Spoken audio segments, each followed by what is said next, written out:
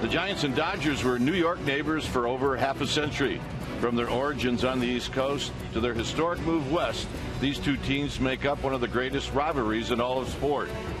And with great players like All-Star Madison Bumgarner, former Cy Young Award winner Zack Greinke, the rivalry lives on. It's the Giants and Dodgers, Game 2 of the series, and it's coming up next.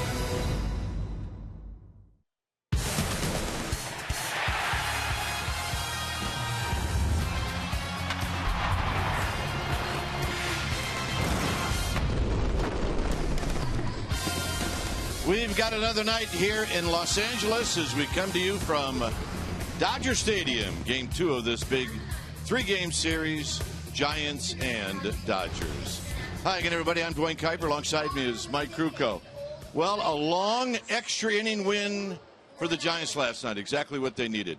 So, a little bit more energized today, and energized for a couple of reasons. The win, and you got Bumgarner on the mound.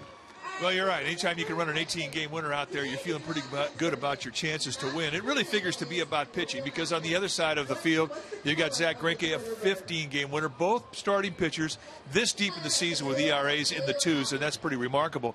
But it really is going to be about which heart of the lineup wakes up first is going to win this game. Last night, the Giants pretty quiet in the middle of their lineup, as were the Dodgers. So I think that is the key to the series, and hopefully Madison Bumgarner can get the Dodgers under control.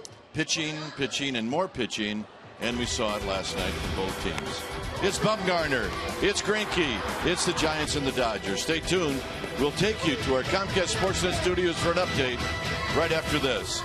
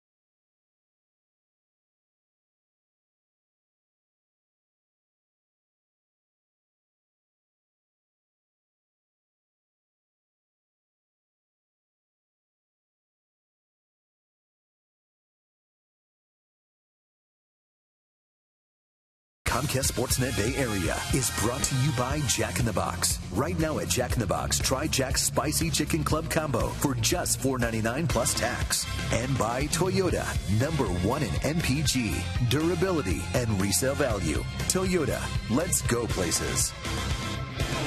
Here we are back at Dodger Stadium after a long night last night, and we're happy to be here. Our game time weather is presented by the Santa Cruz Beach Boardwalk. The admission-free boardwalk is now open weekends. It's 75 degrees here at the yard. You see the winds are light, humidity at 71%, and it's a perfect night to play.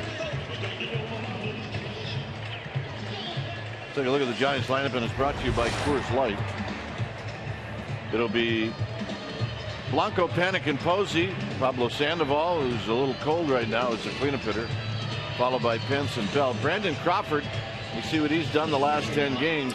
He is swinging the bat right now. Perez back in the lineup, and it'll be Bumgarner on the hill.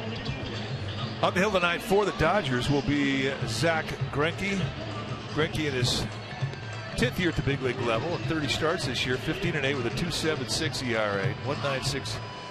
That's the strikeout total, and it's about, the guy's command is fantastic. And how he gets you out is a low to mid-90s fastball. You'll see low velocities early in the count. He gets you to a 2-strike. He'll heat you up with high velocity. They'll go 94, 95. He'll 2-seam the fastball. He'll 4-seam the fastball. He'll cut the fastball. He's got a curveball, slider, changeup. He'll throw anything anytime. Outstanding command. The Giants have never beaten Zach Greinke. He is 4-0 with a 1.93 ERA. That's in 6 starts. So the Giants have their work cut out for them. So here's Blanco.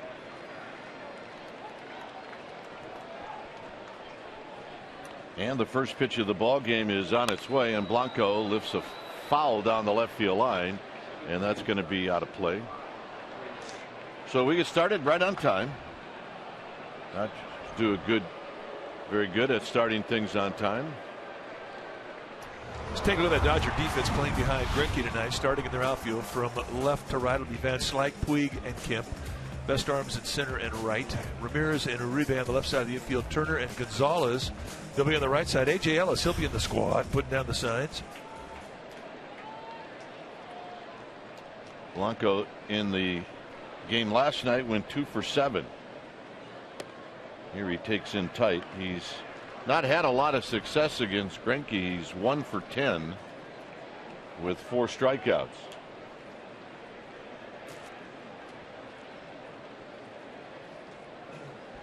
And the 1-1 to Blanco, and he takes low. The home plate umpire is Adrian Johnson.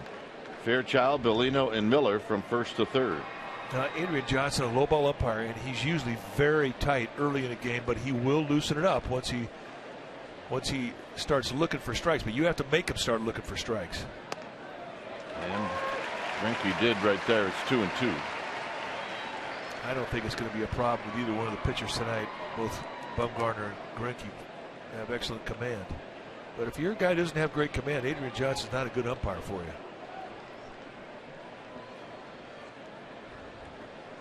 you. 2-2 to the Giants leadoff hitter. And he shoots this one past Ramirez, and that's how this game gets started, with a base hit to left. All right, time now for our Nissan keys to the game, and we're going to take a look at the matchup between Bumgarner and Puig. We certainly think that is one of the keys. Puig 6 for 20 lifetime with a couple of home runs, and not a lot of love that they have for each other. And number 2, different hero every night. That's the mode you're in from here on out. You've got to find contribution from areas you don't quite expect it. Last night, it was Andrew Susac coming off the bench with a big hit that gave the Giants a go-ahead run, and it would be enough as they won that ball game. And that's what they're looking for, different heroes. Our Nissan keys to the game. So here's Panic. Panic had 3 hits last night. He started out 0 for 2 with an RBI on a sacrifice bunt, but then after that he went 3 for 3. He's had 3 at-bats lifetime against Greinke, and he's 0 for 3. Buster Posey to follow, and then Pablo Sandoval.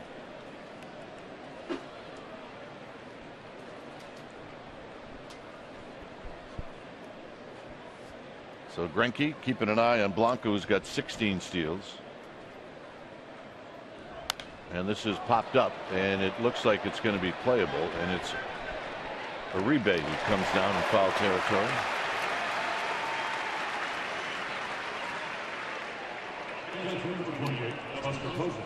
Now the Pirates have clinched a spot in the National League wild card race. The Brewers have lost, and if the Giants win tonight, then they will clinch the final spot. The Pirates beat the Braves 3-2. So here's Buster Posey hitting at .308. He was 1 for 5 last night.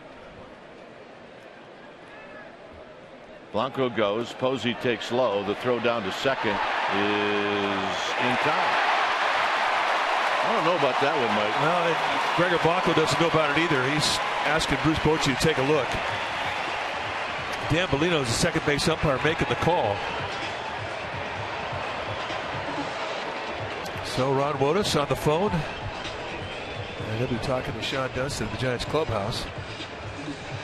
Well, it has to be pretty sure you don't want to lose your one appeal before the 6th inning. There's the jump. They got him. They got him on the back foot. Yeah, he's out. No contest. No contest there.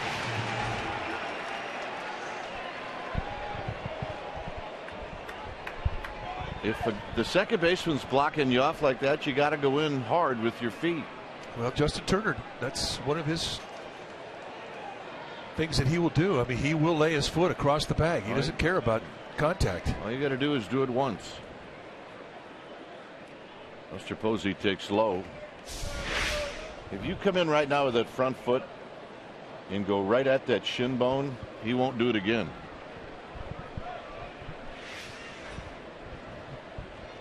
Two balls and no strikes. Posey fouls it out of play.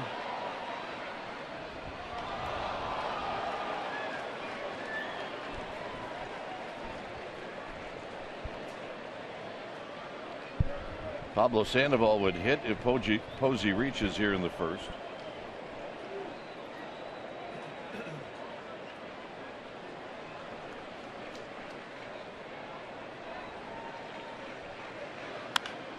High and foul. It's 2-2.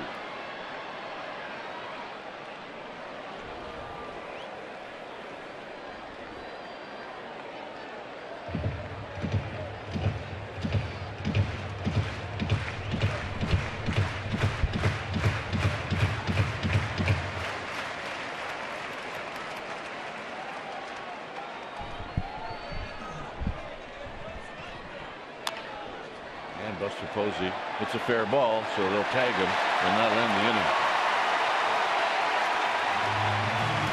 Bumgarner coming out. Dodgers are coming up. 0-0.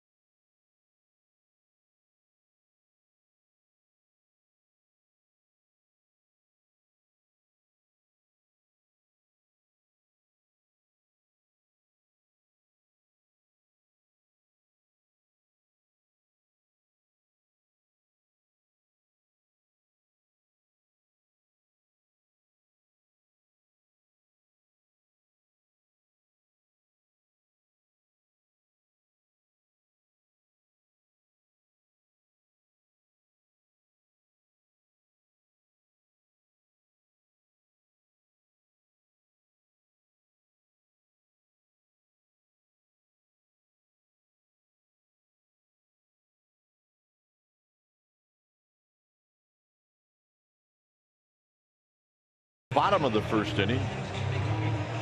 And let's take a look at the lineup that Bumgarner will be facing. No D. Gordon, so it's going to be Turner, followed by Yasiel Puig. And this is a matchup of a couple of Bulldogs. It'll be Gonzalez, Kemp, and Ramirez. Ramirez will hit in the fifth slot. Then Van Slyke, Uribe, followed by A.J. Ellis and Zach Greinke. On the hill tonight for the Giants will be the 25-year-old left-hander Madison Bumgarner, making start number 33, and he has had a solid season, 18-9 with a 2.91 ERA, 214 strikeouts against 43 walks, averaging over a strikeout an inning. And how does he do it? You're going to see a low to mid-90s fastball that has natural cut that will bore into a righty away from a lefty. He's got a good hard slider that has two types of break. He can break it flat, he can break it with tilt. He gives you a curveball and a changeup. And what he has started to do this year with a fastball, which has really been a good strikeout pitch for him, is once he establishes the knees with the fastball, he'll elevate across the letters late in the count. The elevator fastball has been a very good pitch for him. Let's take a look at the defense playing behind Bumgarner for the Giants tonight, starting in the outfield from left to right. It'll be Perez, Blanco, and Pence. Pretty good arms across the board. Crawford and Sandoval on the left side of the infield. Panic and Belt on the right side. And Buster Posey in the squad doing the signal calling after catching 13 last night. It's that time of year. Giants need him, and he's right back in the squad again tonight. Here's Turner. Turner was 0 for 1 in the game last night. He's having a good year, hitting .331. And fouls the first pitch back and out of play. When Uribe has gone down a couple of times, it's been Turner who's really picked up the slack. Plus, he'll play an occasional short in an emergency, second, first. He's 4 for 14 against Bumgarner lifetime.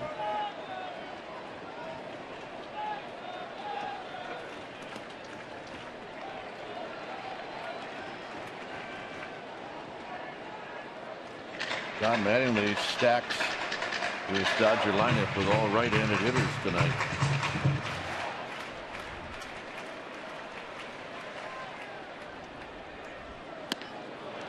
One and two. Justin Turner really has had a career year, hitting .331 at 278 at bats. I mean, he's never come close to that. He's a lifetime .260 hitter coming into tonight's ball, or to this year. And many here in Los Angeles believe he's kind of been that X factor guy. A lot of big moments. And one thing we've also learned about Turner is he'll use the whole field. He's got a nice right field approach.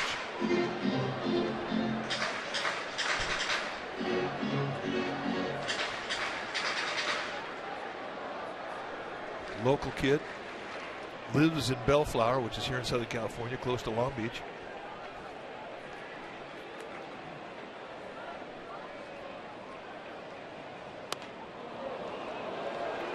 Wow. How about on the pitch? And this is what I mean about Adrian Johnson, the plate umpire. He can frustrate a pitcher. It's a very, very tight zone, especially early in the ball game. And if you're going to say, is he a pitcher's ump? Is he a hitter's ump? He's a hitter's ump.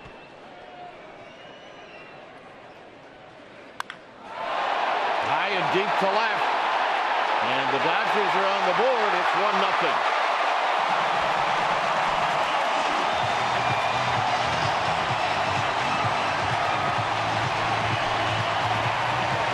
Home run number 6 for Turner. And very quickly, Justin Turner gets his crowd into it. Boy, the difference in the one pitch. Bumgarner thought he had him struck out. One pitch later, it's 1-0 Dodgers.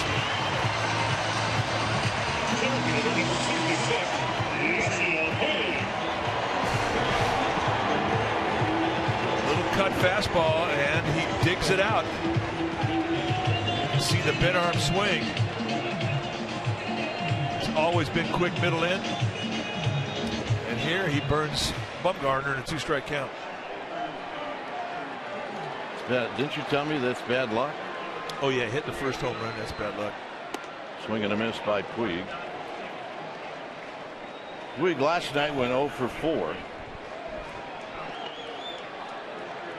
Saw Blanco hit a home run last night to start things off for the Giants. It's not bad luck if you do it on the road. Well, it was bad luck until the 13th. That's exactly right. The lucky 13th inning. Puig takes a strike. He's 6 for 20 against Bumgarner with a couple of home runs. The other thing too about Johnson that'll frustrate pitchers, you'll get a strike like that in the inside corner like Bumgarner just threw. You come back in the same exact spot, no guarantee you're going to get it again.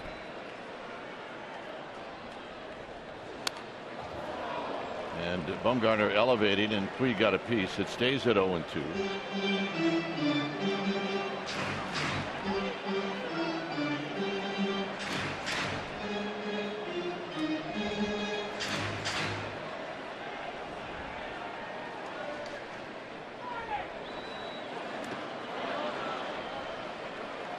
On the appeal, no swing, says Chad Fairchild. It's 1 ball and 2 strikes.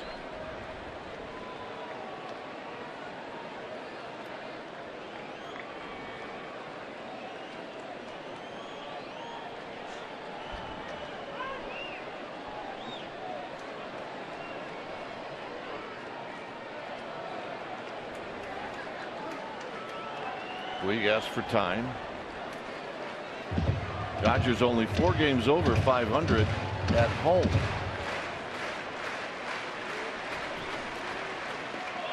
Puig gets hit in the foot.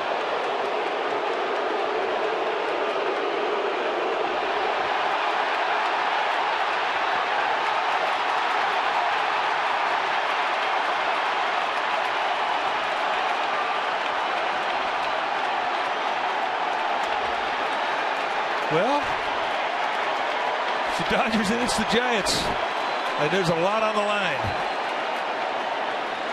And we talked about the Bumgarner-Puig relationship before the game. They do not like each other.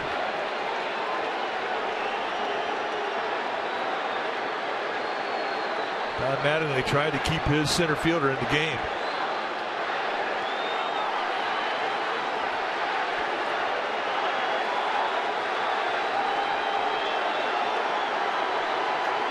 Puig was hit in the game last night by Jake Peavy in his first at bat.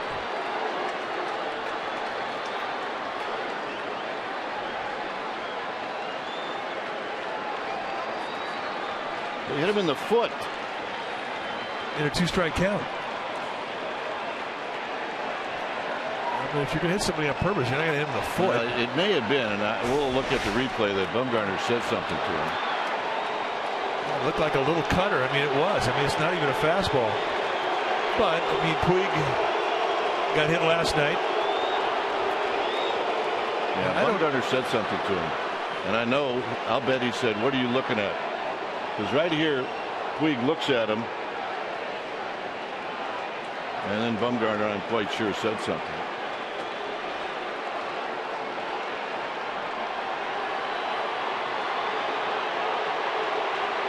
Bum dropped the glove and said, "Let's go." And I don't know if they put a warning on. Yeah, I'd be surprised if they haven't. Yeah, I bet they do. But that definitely will give you a surge of adrenaline. Well, what it also does, Mike, it eliminates about 4 or 5 inches off the inside part of the plate for the rest of the game.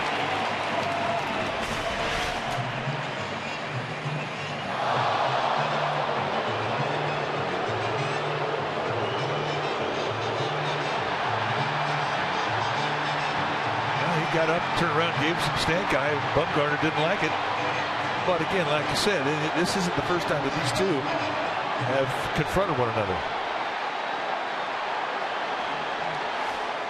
Stay tuned. So here's Gonzalez hitting at 277.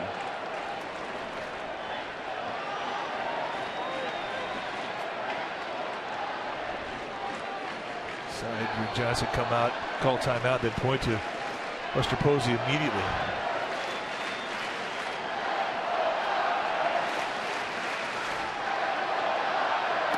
This is also a nationally televised game,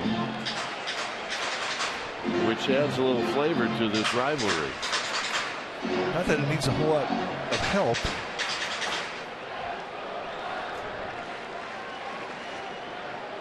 So you don't want a medium hit ground ball if you're a middle infielder now, right? Well, especially if it's hit to Sandoval, as this is hit out to Blanco. With Panic about 40 feet off the bag.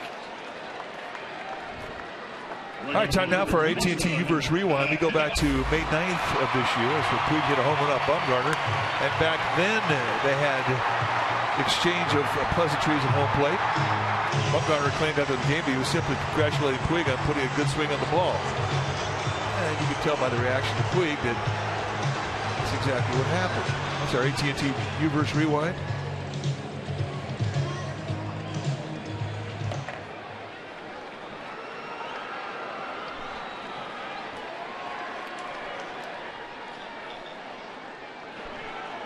So here's Kemp. Kemp takes down low. Kemp 6 for 30 lifetime against Bumgarner.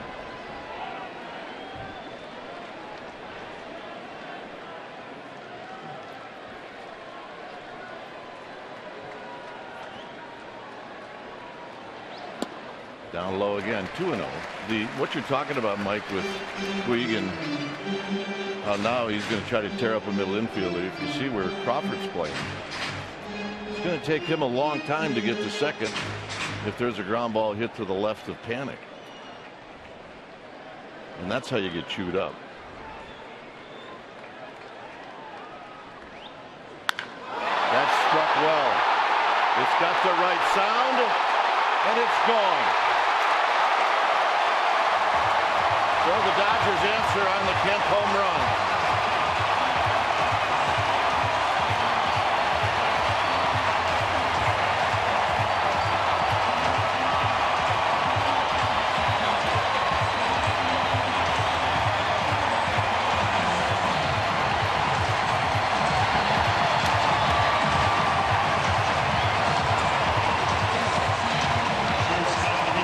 And for Kemp, his 24th of the season.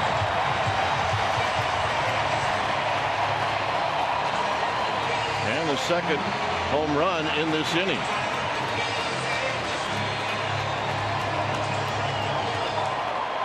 And that was a big one. So here's Ramirez. And Ramirez takes a breaking ball for a strike. Kemp is hot. He takes power to the middle of the field, and this one goes right over the 395 sign in center. And you can see how he squares it up. And that was only going one way. Out. And that pitch is down low. And you said it had the sound. Boy, it was loud.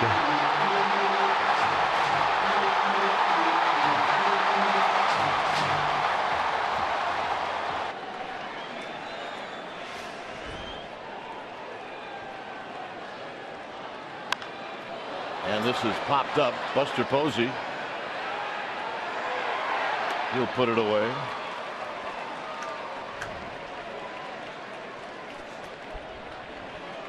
Well, if you're Madison Bumgarner, you just have to regroup. You've got to try and calm that adrenaline down because it really hurt him.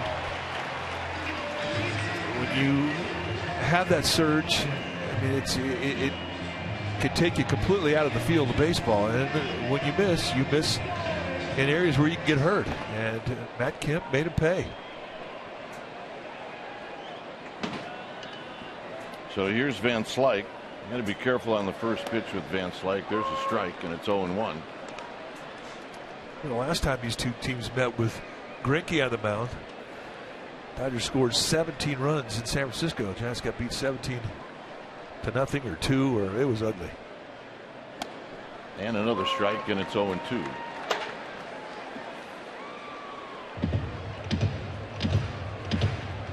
Yeah, 17-0. Let me go back and look.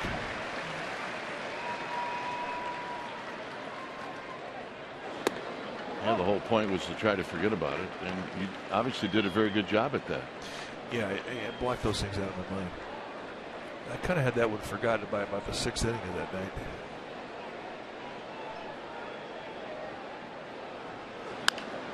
That's hit out of play. But one thing about adrenaline is when you do get a hit of it, it will wear off. Right now he's got to concentrate on making his locations with his fastball and slider, really with everything, but especially the fastball slider combination. Those are his bread and butter.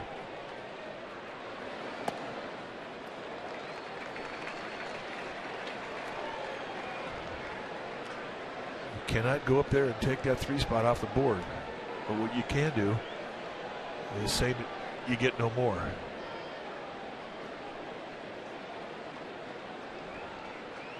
Two pitch to Van Slyke is down low, 3-2.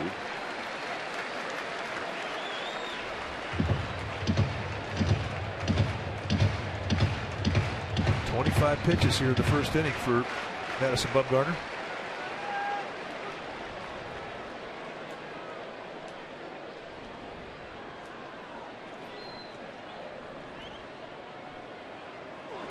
And that's foul back.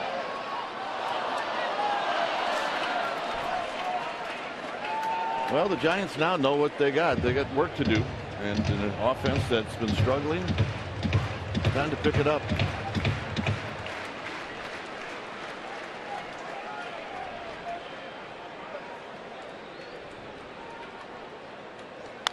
And a base hit to left field. And it comes on a 3-2 pitch, and here's Uribe.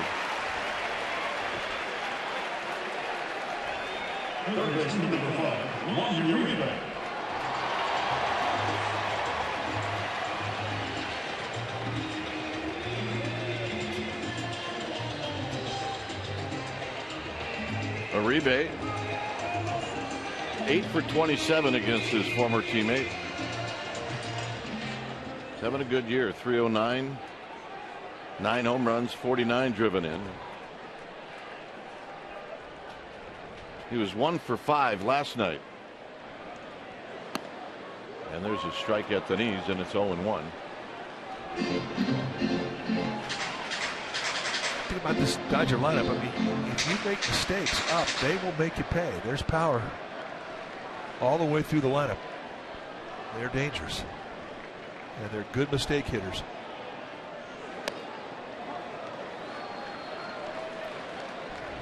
Well, if Bumgarner's going to be successful tonight, he still has to pitch in.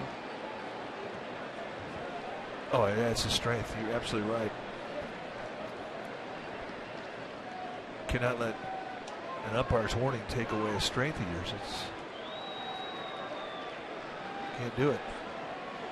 I mean, if he has to stay and pitch in, I mean, what are the odds he's going to hit another guy? I mean, Well, they're it's not probable, but it's certainly could happen. Well, guys like Uribe, guys like Hanley Ramirez, Puig, you have to pitch those guys in. Their strength is middle away, and that's where they can really do some damage on you.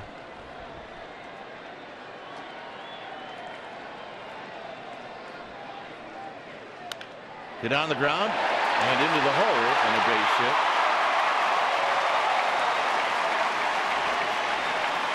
So you saw Uribe on that pitch away, and I haven't seen obviously the replay, but I'll bet you that pitch wasn't a strike.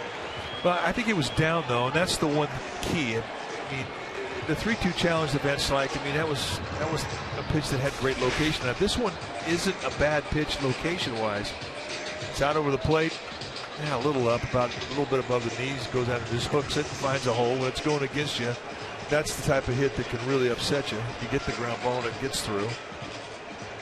But I believe that the adrenaline thing is a big issue right now.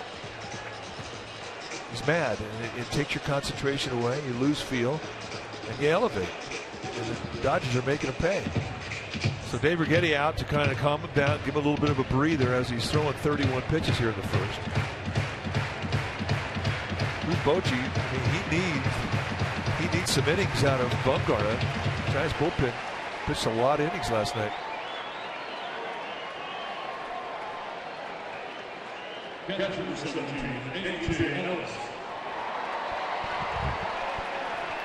So here's Ellis. Ellis at 196, 3 home runs, 23 driven in. And he takes low and in, 1 ball and no strikes. And remember, the guy on deck, the pitcher, Zach Greinke, can hit. In that 17-0 game in San Francisco, he had a double off the wall in left center, then he hit one out. So this becomes a very big at bat for Bumgarner. And there's a strike to Ellis. Ellis 2 for 16 lifetime against Bumgarner.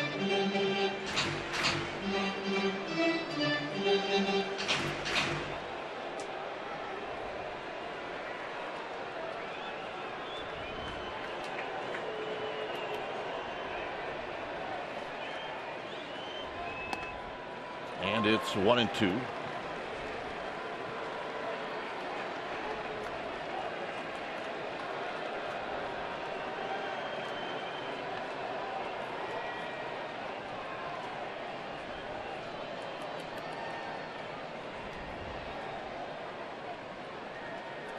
Van Slyke at second, Uribe at first.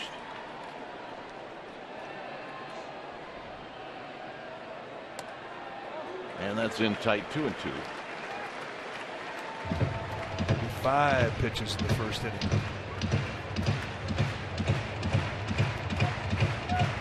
.35 pitch inning. And if you're going to have one, have it in the first inning because it's when you're your strongest. But 35 pitches in an inning this deep in the year, that's tough on a pitcher. Sandoval on a tricky hop, and that'll end the inning. 2 home runs in the inning. Puig and Bumgarner not big fans of each other. It's 3-0.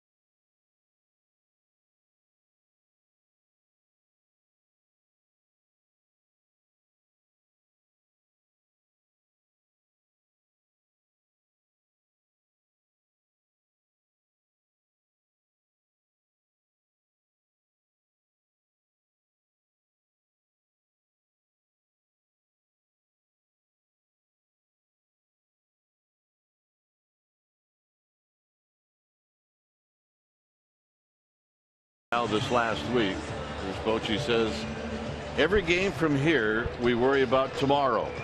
Tomorrow. Well, I mean, that's kind of how you have to roll. If you have to use whatever bullet you have to use tonight, you got to use them. Guys are going to be asked to dig very deep these last 6 games. And that's what you remember as a player.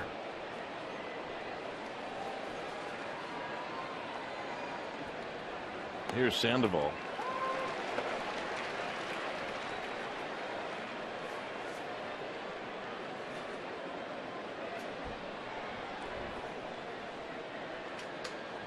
The Panda struggling right now as he shoots this one right back to where it came from as it knocks Greinke down. And the Giants have their leadoff hitter on here in the second. Yeah, and I think he took some swing out too. I mean, he'd been swinging a little too hard early in the count, but here just a very controlled swing back up the middle. Looked like that's what he had on his mind. And he almost drilled Greinke. And that wasn't a bad breaking ball either.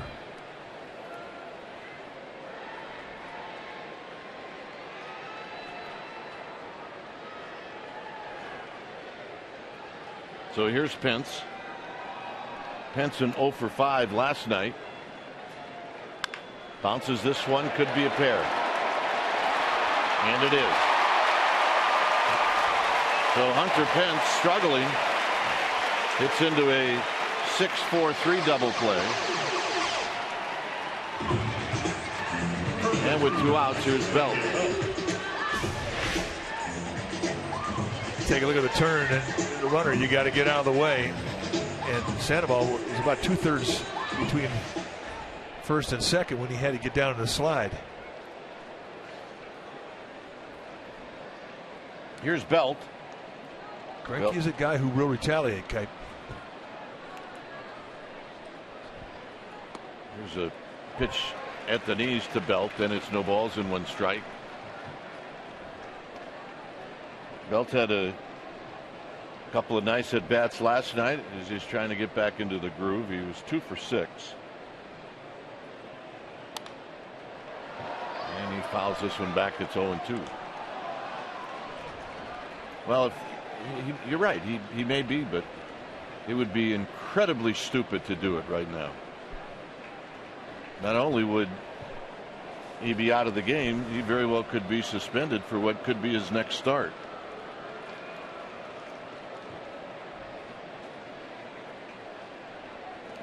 Down low, 1-2. Well, he'd be out of the game. Madden would be out of the game. This guy has had a reputation as being very aggressive inside his whole career.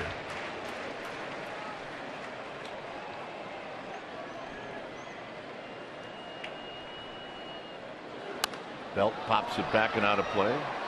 And look, the inside part of the plate's taken away from him too.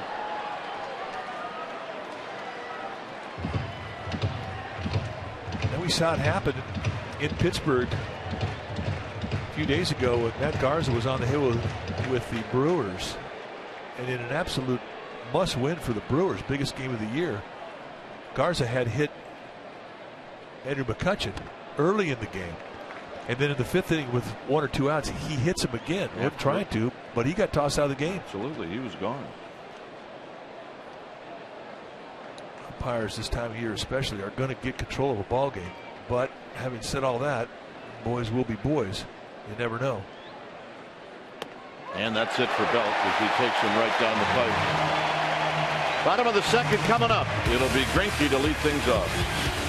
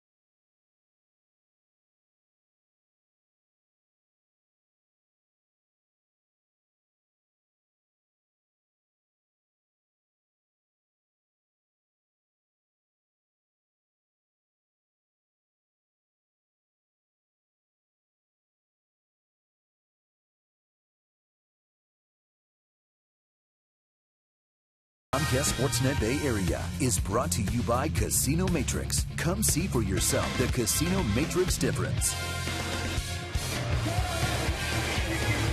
Well, Giants are back in the thick of another playoff race for October baseball.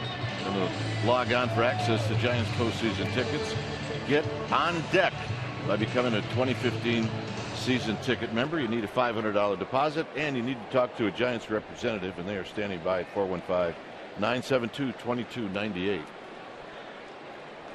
Here's Greinke. Greinke takes a strike. He's 11 for 56 on the year with a home run. He's a good athlete. He does just about everything extremely well on the field.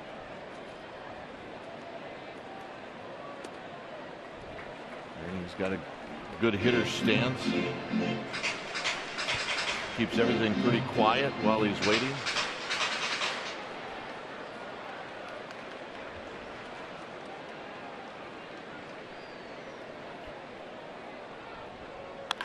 And he bounces this one. Sandoval's got it on the backhand, and he's going to throw him out.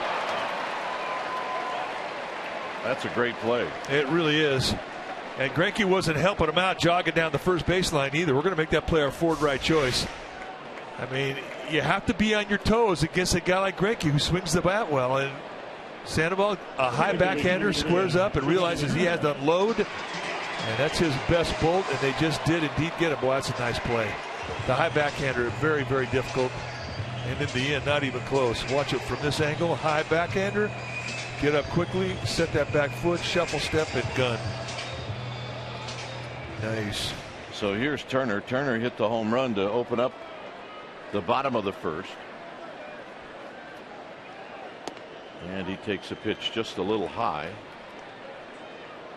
Now, when he's missing up and away, that's not where he wants to be. And he'll try and go up and in, but not up and away. And right now he needs to find that knee-high command because it's not there with the fastball. Hit well to right, hence back at the wall, and he makes the catch. Turner's retired as he gave that ball a very good ride to the opposite field. And here's Yasiel Puig. His approach to right field. And now with 2 outs, here comes round 2.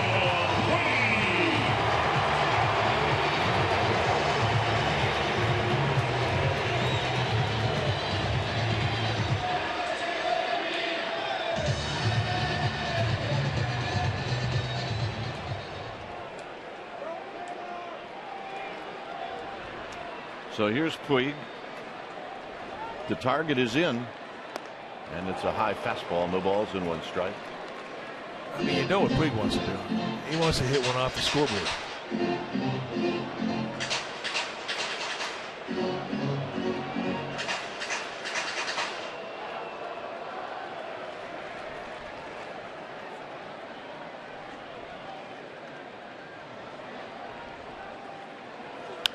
Hit on the ground to second. Panik has it, and that'll end the inning. So a 1-2-3 inning. Now we will head to the third. It's 3-0.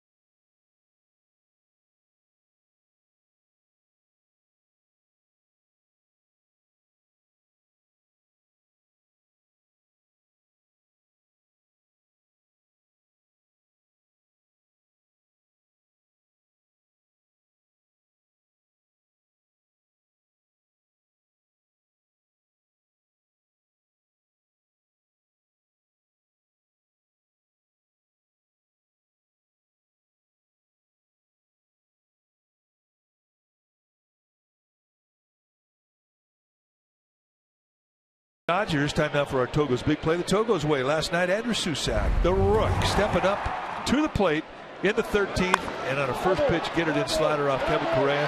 He whacks it into left field. The Giants took the lead 3-2. They would add 2 more and go on to win that ball game. And the kid from Roseville was stellar. That's our Togo's big play, the Togo's way. Here's Crawford. Crawford takes a strike. 2 for 5 last night for Brandon Crawford. Also drew a walk, hit a stolen base, played some terrific defense.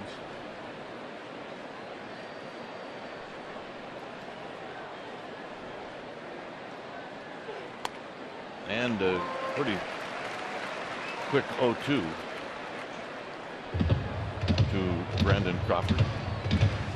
Well, Zach Greinke has exceptional command, and not just with the fastball, with all his pitches, and that's really what makes him so unique. Kind of an amazing feel with his pitches.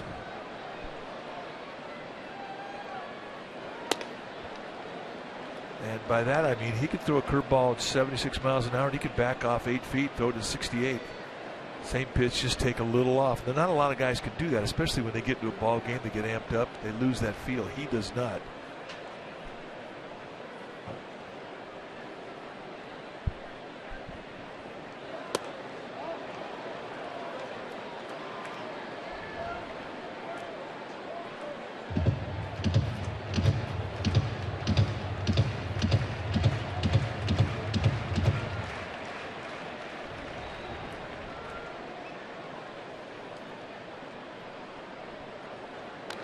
Crawford got a piece. Yeah, good pitch to hit. That was a hanger. Crawford 1 for 12 against Zach Greinke.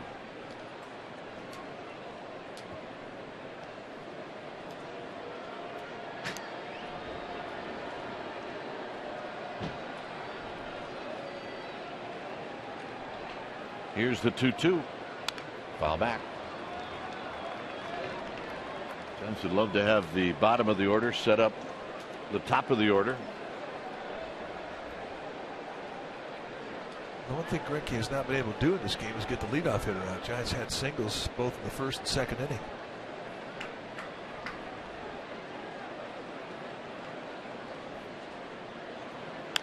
And again, the Giants with their leadoff hitter on as Crawford comes through, and he's going to think about it, but wisely puts on the brakes. Now this is drama that can't be scripted. It's non-stop action, heart-pounding excitement, historic performances, because October writes itself. Don't miss the 2014 postseason broadcast beginning September 30th. Here's Juan Perez. Perez 1 for 3 last night. He does have an at bat against Greinke. He's 1 for 1 with a double. Here he takes a strike, and it's 0-1. Bumgarner to follow.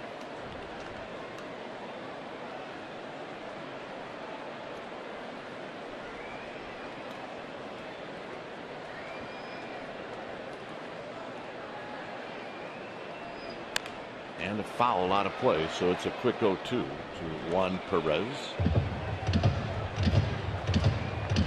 See what Bruce Bochy was going for today with Bumgarner going for defense in the outfield. And that's always a great idea unless you fall behind quick. There's Chris Dominguez.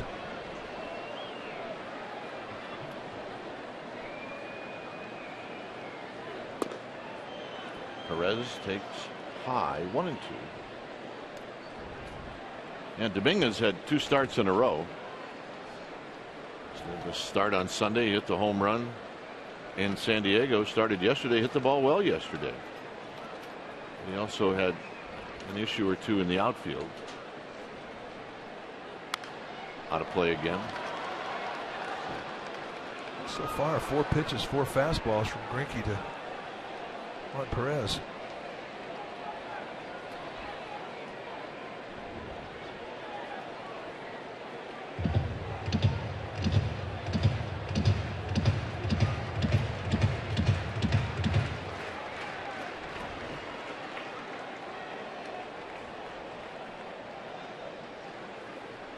1-2. Down low, good eye, 2 balls, 2 strikes.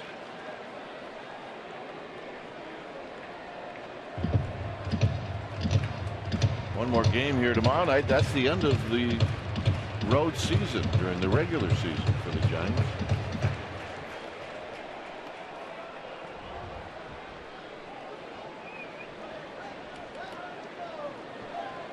Gonzalez holding on. Brandon Crawford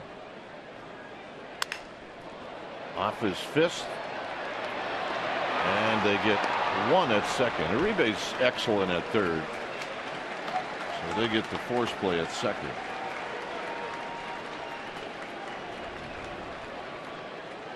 But that kind of sounded like it blew up the bat of Perez. I don't think it felt good on the thumbs of Juan Perez. Right down the line. Very quick bullet over to Turner. Turner had visions of grandeur, just too much foot speed for Perez in the back end of that double play. So now down 3-0. Be interesting to see how Bochy plays this. Now he knows he's got a good hitting pitcher up there. But do you give up an out to move up a runner in score position, or do you just let Bumgarner hack? And there's your answer. No balls and 1 strike. A respectful breaking ball on the first pitch.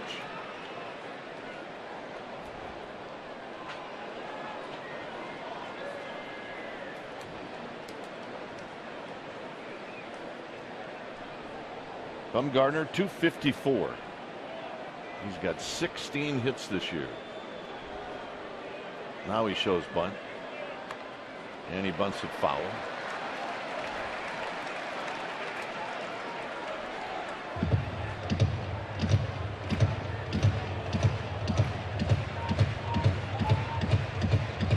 Another long look at Tim Flannery.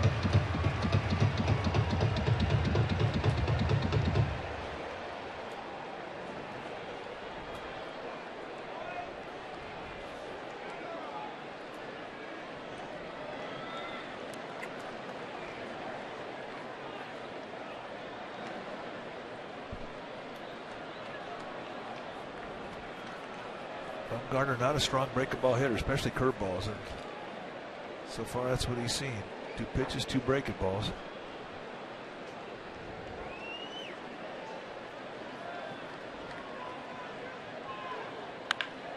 Drives it into left center field. Hit very well. It is out of here. That was a ball game, folks. Unbelievable. And that was a curveball. Unbelievable.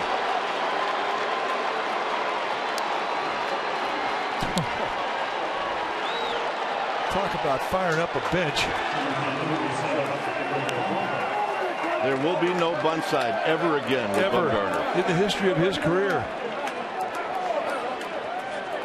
3 consecutive curveballs, and on the third one, Greinke hangs it up a little bit. Boom. And that's just a top hand, strong top hand throw.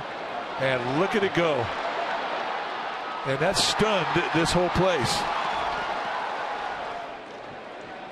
Here's Blanco, who shortens up to bunt. That's home run number 4 on the season.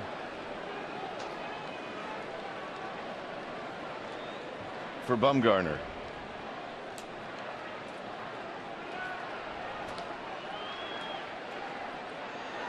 And Blanco takes a strike. And watch the bench. And they knew it. And Greinke's stunned. He cannot believe it. And you see the emotion as Bumgarner rounds the bags. Swing and a miss, 1-2. Well, you may have to rewrite the scout report about curveballs to Madison Bumgarner. Oh, either that or start him in left tomorrow night. Could happen.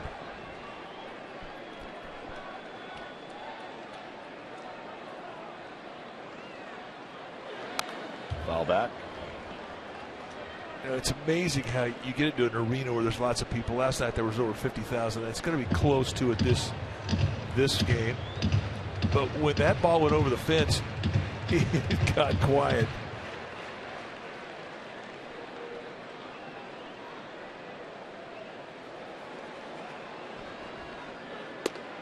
Two balls, two strikes. I mean, that's good for a lot of reasons. Number one, they're back in the game. Number two, more pitches out of Greinke. The one thing that Bruce Bochy's talking about today, he wanted to get into that Dodger bullpen. They're beat up. And Gregor Blanco putting a good at bat on right now. A San Francisco era record for home runs. How about that?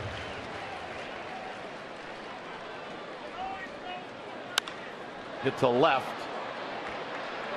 And Van Slyke, making it a little bit more interesting than it should have been, puts it away. And that'll bring up Joe Panik.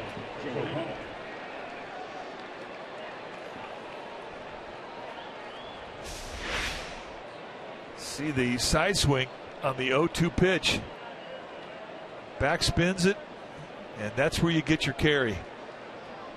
But you hit a ball like that, you better be strong for it to get out of the ballpark, and he indeed is country strong. Panik takes a strike.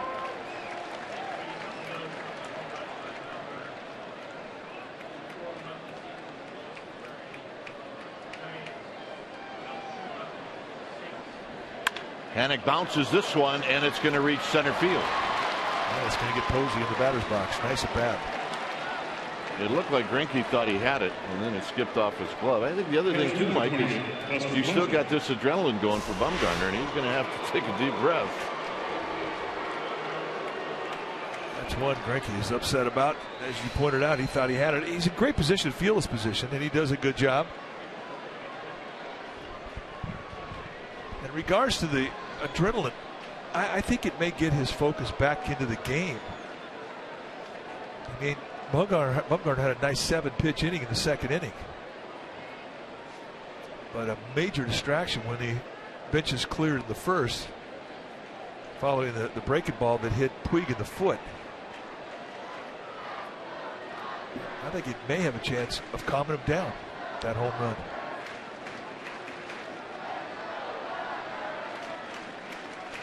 Normally a home run, a pitcher hit jacks him up. Good curveball.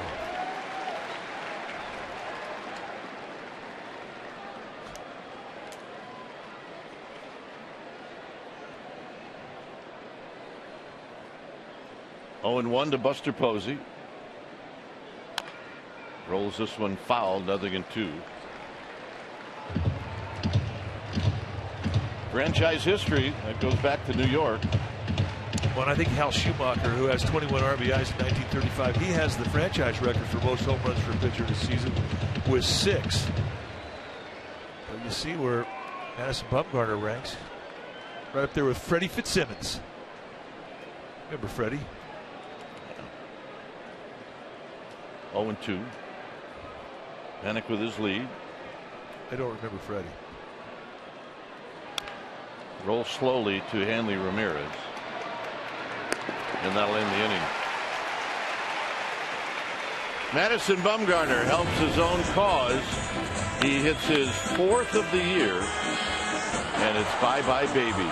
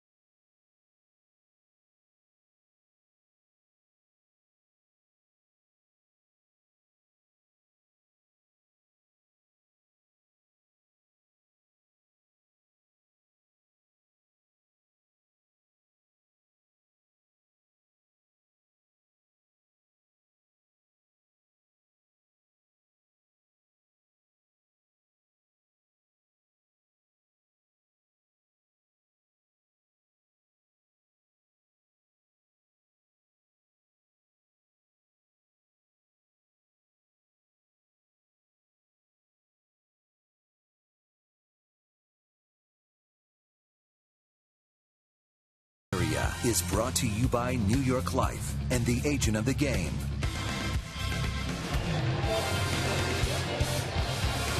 Giants back in it now. It's a 3-2 lead for the Dodgers. And it'll be the beef coming up for the Dodgers against Bumgarner, Gonzalez, Kemp, and Ramirez. This is their 3, 4, and 5 hitters.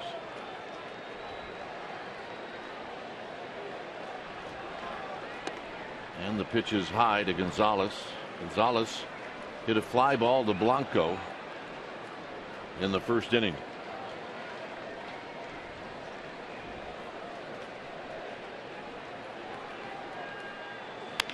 On the ground, Belt on the backhand. 1 out.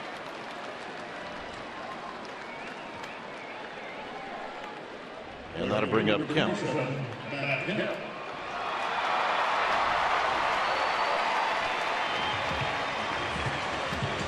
Turner hit a solo home run in the first. It was Kemp's that really hurt.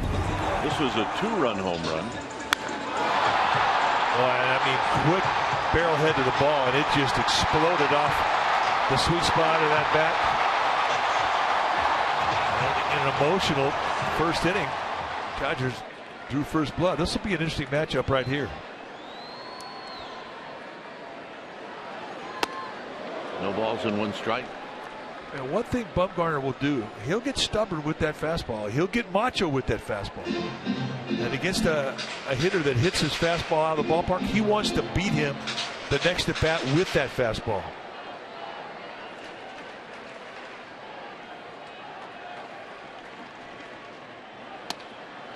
Another in 2.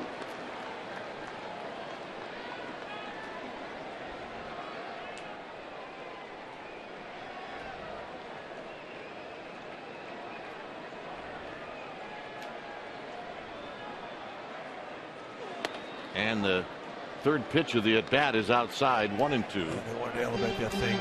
You elevate, you really pick the target is the top of the catcher's head. I mean, that's where you want to go with it.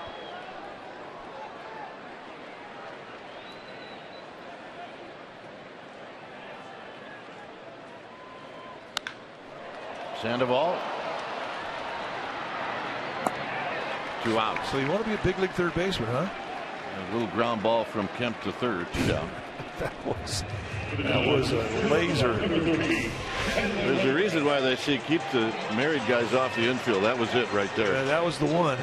But for Sandoval, who came up to the minor leagues as a catcher, I mean, he's a good ball blocker. This is playing into his game. He likes it. Not a problem. It's also why you wear a cup.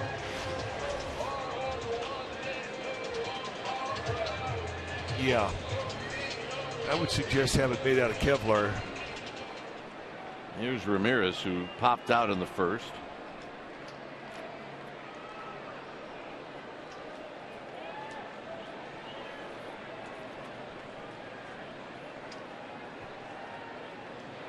First pitch strike.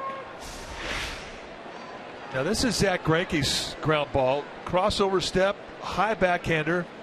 Beautiful spear. I mean, this guy really has made a great case to win the Gold Glove at third base this year. And I really hope that he gets strong consideration because he has been absolutely fantastic since day one, whether he's been swinging the bat or not.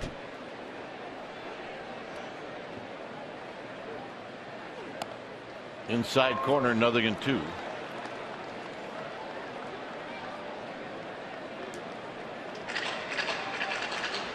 I don't think Hanley Ramirez is too enthusiastic about that call from Adrian Johnson.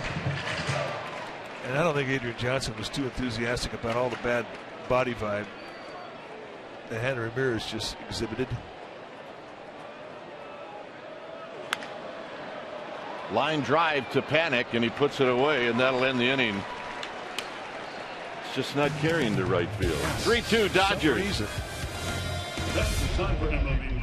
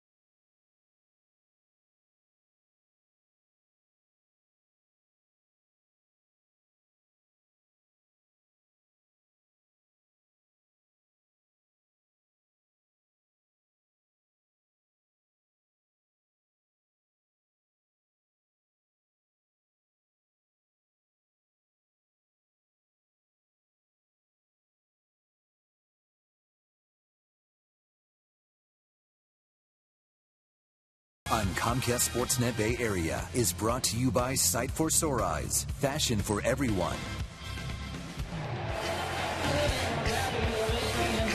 A 3-2 ball game. If you just joined us, it's kind of a normal game, nothing going on. Yeah, been kind of boring up to now. And it'll be Sandoval to lead things off. Sandoval stroked it up the middle for a base hit in the second. And he taps this one. It'll be Turner making the play as Hanley Ramirez nearly made it a much more difficult play for Turner. The way that the game was played last night was one of those games that if you're a baseball player, you're really proud to be part of the ball game. It was an extremely emotional ball game for 13 innings. Giants pulled it out in the end. And both teams showed up again tonight. I mean, there's been a lot of intensity on the field already.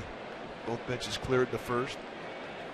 3 home runs in this ball game. 2 by the Dodgers, 1 by Madison Bumgarner. Here's Pence. Pence takes wide, 1 ball and no strikes. This has definitely had the feeling of a rivalry series.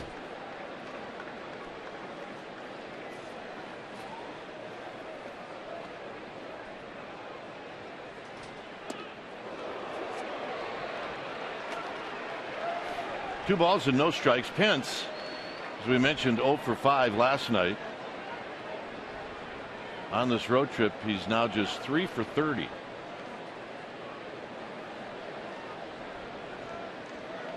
He is tied for the National League lead in hits with 179.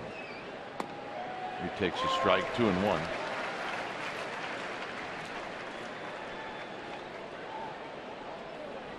So it hasn't been a kind trip for Hunter Pence.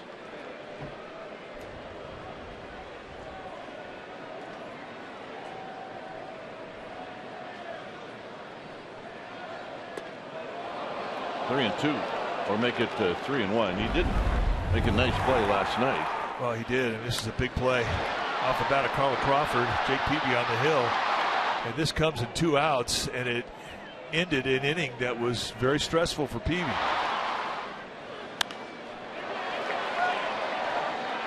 Maybe playable. 2 outs. That'll be disappointing for Hunter Pence because he got a 3-1 pitch in a spot that he likes. Now,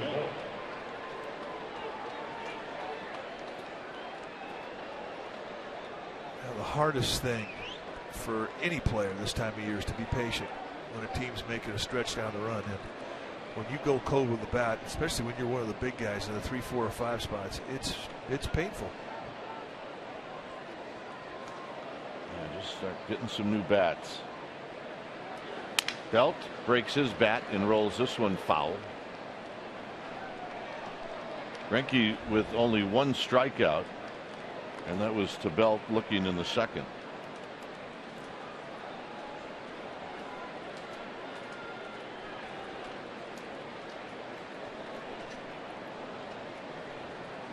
Belt chalking up before he gets up to face Greinke with 2 outs and nobody on.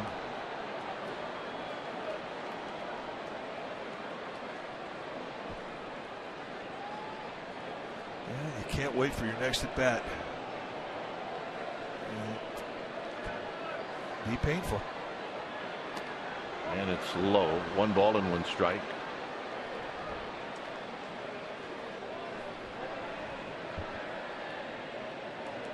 And you wait and wait, and you finally get it at bat, and all of a sudden 1 pitch, it's over. Or it's a quick 0-2. Belt hooks this one foul. It's a fun strike.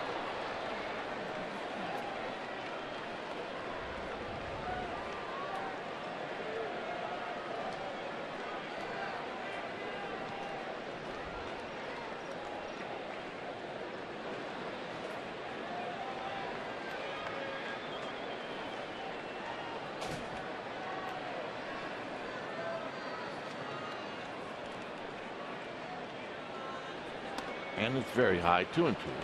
Kind of a waste pitch, easy take there. I think a pitch like that as a pitcher, you're upset because it doesn't really set up anything. And it doesn't really invite anybody to swing at it. It's just a wasted pitch.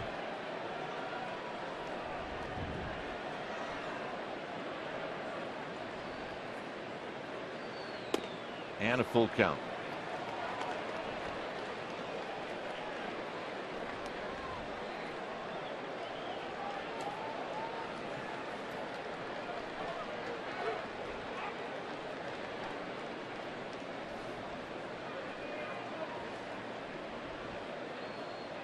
Here's the payoff to Brandon Belt. And Belt rolls it foul. Let that pitch count up. More pitches out of Greinke.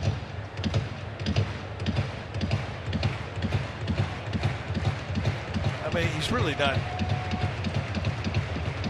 in jeopardy of running a high pitch count right now. At the end of 4 innings, you should be 60 or less. He's right at 61, but it's significant that they are giving Bumgarner a little bit of a breather, and they are making Greinke work. Got him. Took a breaking ball to do it. We will head to the bottom of the 4th. It remains 3-2 Dodgers.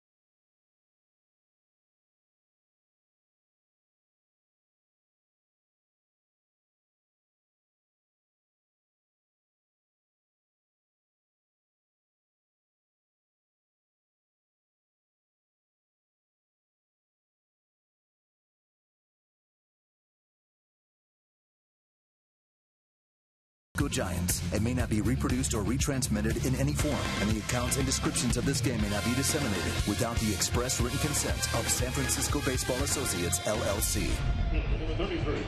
Well, the Willie Mack Award is an annual honor bestowed upon the most inspirational player on the team. It is voted upon by Giants players, coaches, training staff, and Giants fans. And this award will be presented on Friday prior to the Giants-Padre game. And so arrive early, as 19 of the past Willie Mack Award winners will be on hand. And for tickets, go to sfgiants.com as Van Slyke takes high. Also, you can also vote at sfgiants.com/Willie Mack. And as we go through this 4th inning, we'll give you a couple of names of the guys coming back. It's 2-0 to Van Slyke. My partner will be there: Chris Spire, Dave Trevecki, Robbie Thompson, Tiny Felder, Kurt Manwaring, JT Snow, Jeff Kent, Marvin Bernard, Marquise Grissom, Larry Herndon, Darrell Evans, and Bob Brenly. How about that? I'm in. That's a good group. It's going to have to be panic. It's Blanco. Now somebody's got to cover second. And they got him! Sandoval covering the bag.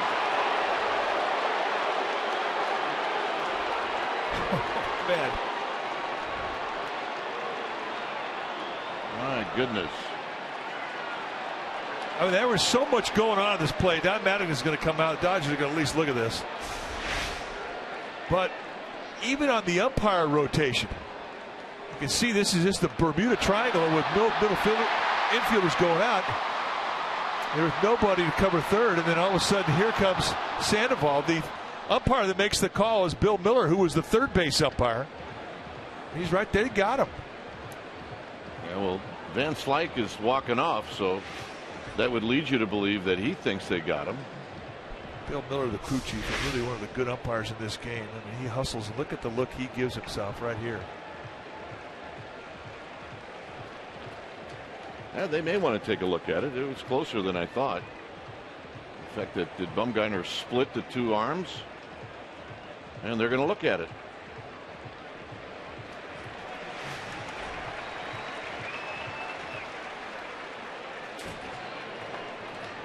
And this replay review is brought to you by Xfinity.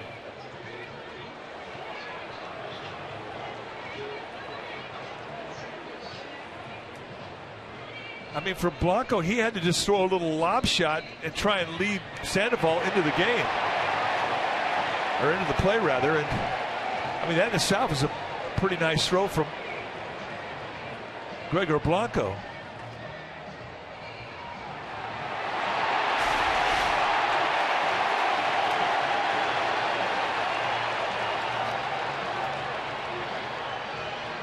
Could be close. I don't know if there's enough there to overrule it. They've replayed it here in the stadium, and the people are cheering.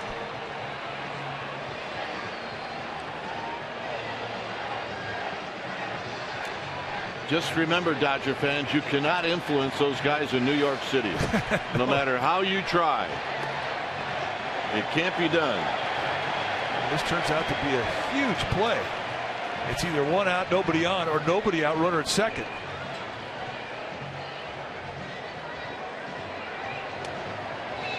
They're going to call him safe.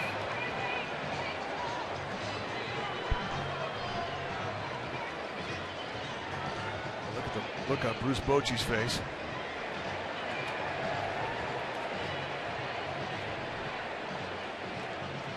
The longer it goes, we feel the more likely it will be overruled. Look, I don't want him to overrule it. I just think that it didn't really look like Sandoval got him in time. Got him. Mattingly can't believe it. That is a huge play in this game. But I think it goes to what you said, Mike. Maybe not enough.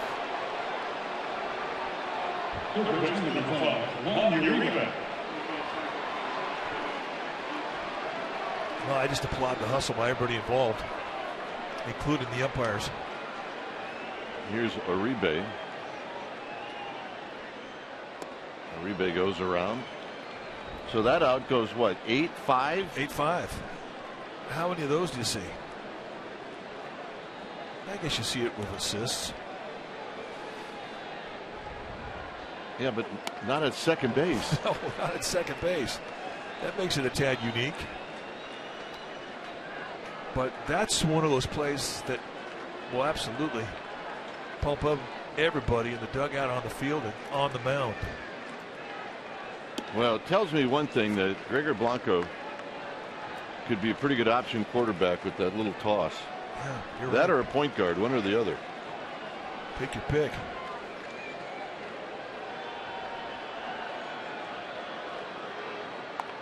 This is cued. Now Panic's got more time than he thinks, and he does take his time.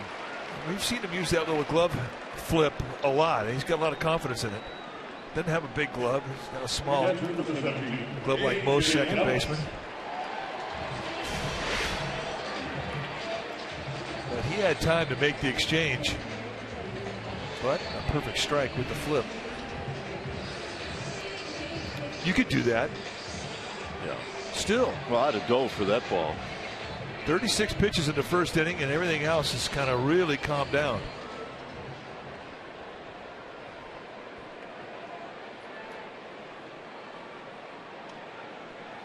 Here's Ellis. Ellis takes a strike. I think he was going up there with that in mind. Get a few pitches out of Bumgarner.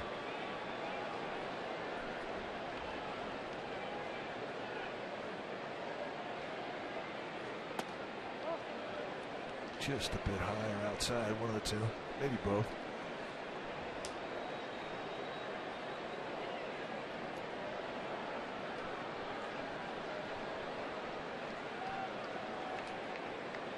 Greinke to follow. 1-2. That's a changeup, and that's a good one. And that makes Ellis step out, have a little word with himself. As if to say, you didn't throw that to Kemp.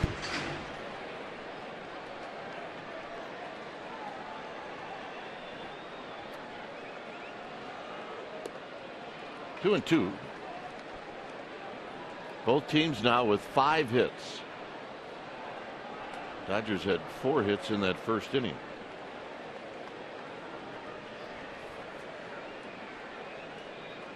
Bumgarner due to hit 3rd in the next inning.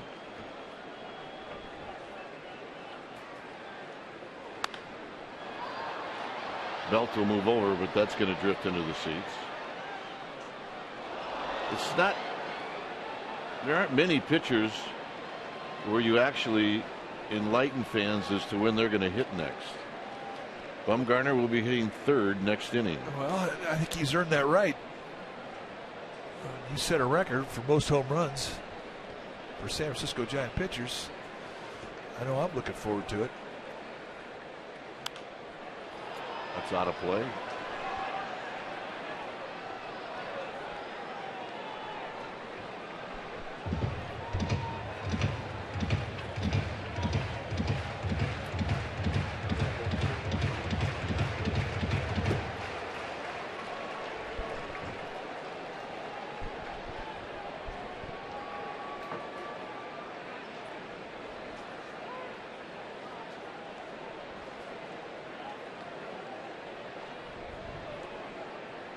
So we pitched number 66. Remember, Bumgarner had what was in the high 30s in the first inning.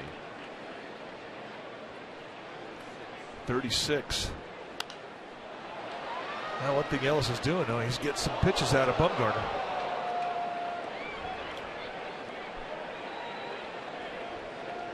And the thing about the 36 pitches from Bumgarner, I mean, a lot of it was in the stretch.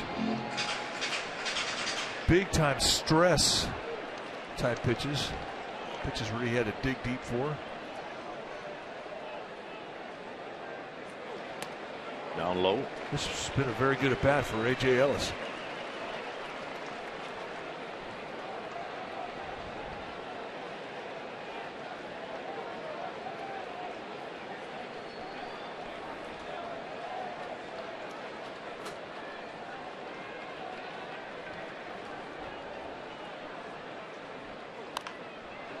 More pitches.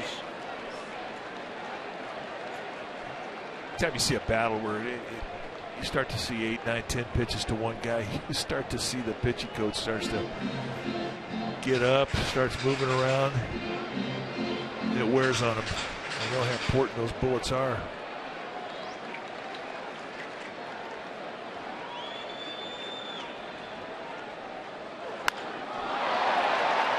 Bronco moving over and under, and that's going to end the inning. We'll head to the 5th. It'll be Crawford, Perez, and Bumgarner. It's 3-2 Dodgers.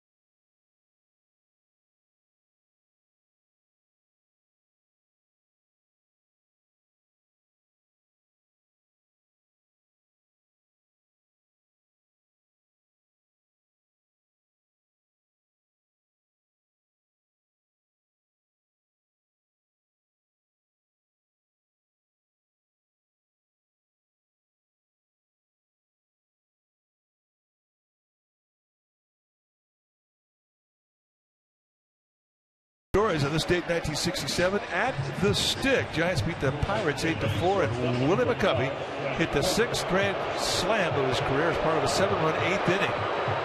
McCovey still holds the National League record with 18 career slams. Stretch, maybe watching at home. We're thinking about you. Can't wait to see you when we get back. It's a 3-2 ball game here in the 5th inning. And the hitter will be Crawford.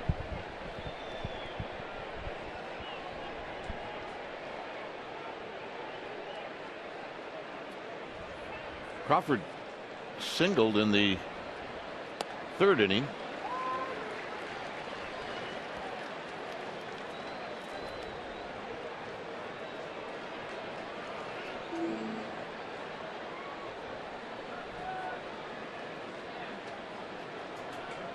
Greinke throws. Crawford takes wide. 1 ball and 1 strike. Haven't seen a lot of cut fastballs tonight for Greinke. Seen more curveballs tonight than he showed the Giants up in San Francisco the last time he faced him.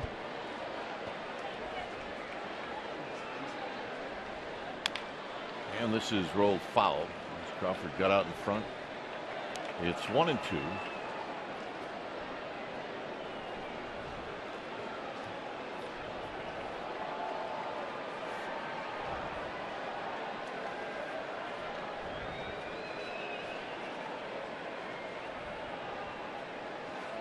Outfield straight away off the line at 3rd is Uribe.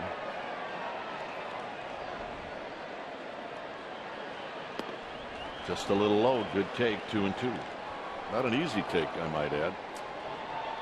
Crawford's had a good road trip. 12 for 27.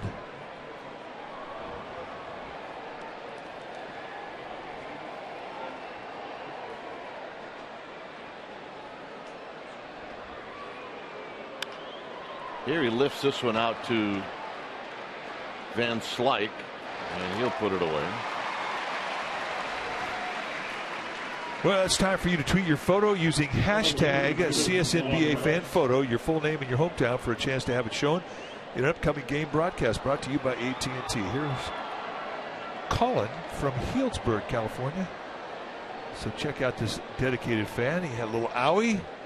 They put an orange cast on and a San Francisco Giants logo with a hat. He's ready to go to the yard. Yeah, that doesn't seem to slow him down at all. Nope. It's a gamer. Here's Perez. Perez reached on a fielder's choice and was aboard when Bumgarner knocked one out of the park. Again, the big slow curveball to steal strike 1. And we've seen Greinke throw that big thing in any count. Remember the strike 3 that he got belled on, 3-2 count. Big curveball. And this is driven to left. And diving and catching is Van Slyke, and a nice play. Now you look for advanced Slyke, and you don't think that body's built for defense, but he's an outstanding outfielder. His old man, a center fielder, and a good one. At times we've seen Van Slyke play center field this year for the Dodgers. Here, laying out, using all 6'4" of it. Onto a belly slide, nice play.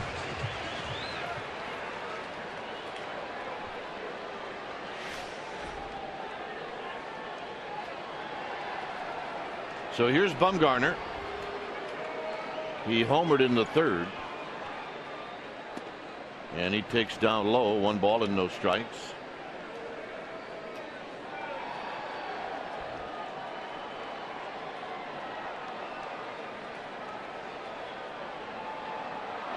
Swing and a miss. 1 ball and 1 strike. That's respectful. 1-0 curveball.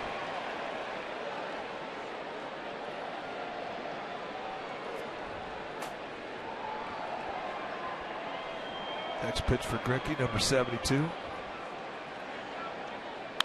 Bumgarner pops this one up. It'll be Kemp. And he'll put it away, and that'll end the inning. Bottom of the 5th coming up. It'll be Greinke and then the top of the order.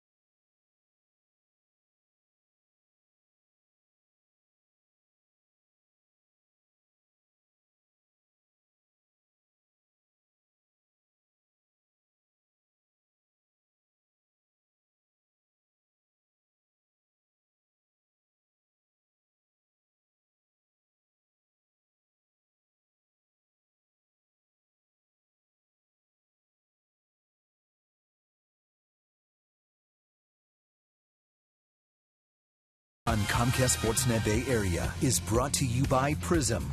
Now your team can collaborate at a whole new level with video walls from Prism. Learn how at prism.com.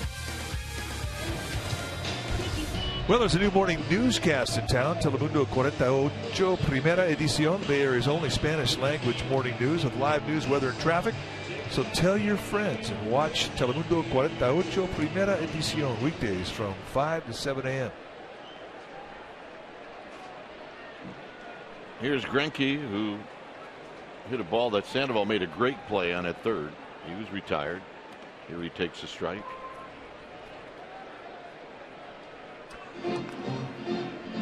Well, two of the best hitting pitchers in the National League are featured here tonight.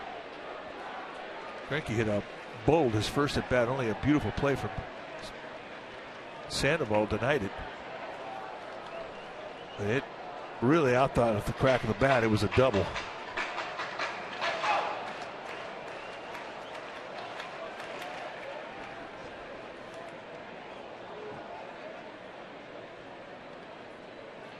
One and two. Good curveball, just nailing that outside corner. That's a pitch he really has not established. Not to that outside corner at the knees. That's usually a good weapon.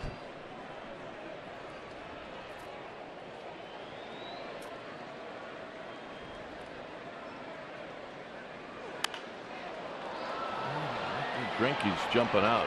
He looks like he's thinking he's going to see something out over the plate. And that was 94. That's the best velocity we've seen on the fastball from Bumgarner.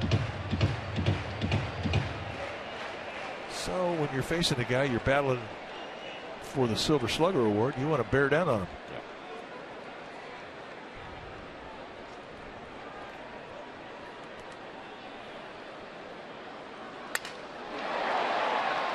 Panik has it on one hop.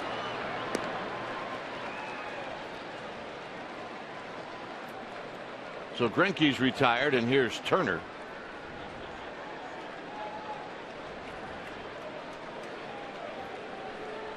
Our pal Walter Robb with the blue jacket on. Big Giants fan. We had lunch with him today. Came down from San Francisco. Loves his Giants. What's his friend's name, Tony? Teddy. Teddy, the Dodger fan. I'm surprised he stayed without being eliminated for a long time. I know. Well, was that out of respect for Walter? Well, he picked up the tab. There you go.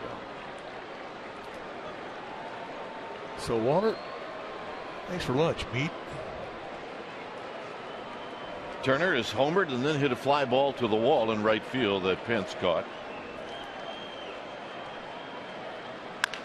This is hit sharply to Crawford, and Crawford will make the play. And here comes round three. And here comes Yasiel Puig.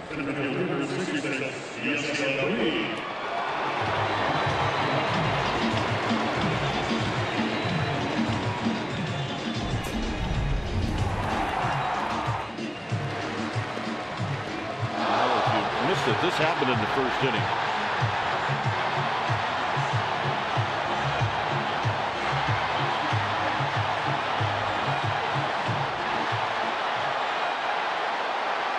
Had a lot of big people out there on that field. We bounced out to Panik his second time up. Every at bat from here on out for the rest of their lives is going to be a spirited at bat. Oh, it's just the way it's going to be. You know, when it's all said and done, they may have over 100 at bats against each other.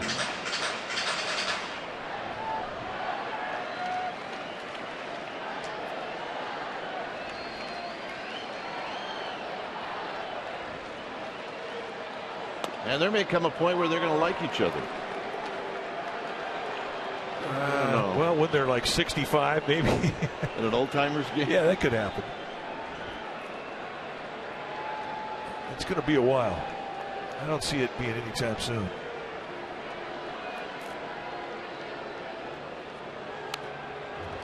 One and two. But it is one of the at-bats we look forward to. just because both guys will throw down, and they would put on a wrestling match that I think we'd pay to watch. Well, it would probably last quite a while too.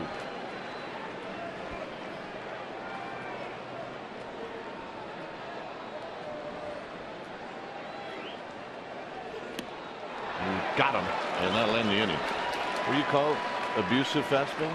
Yeah, that'd be one of those. 3-2 Dodgers.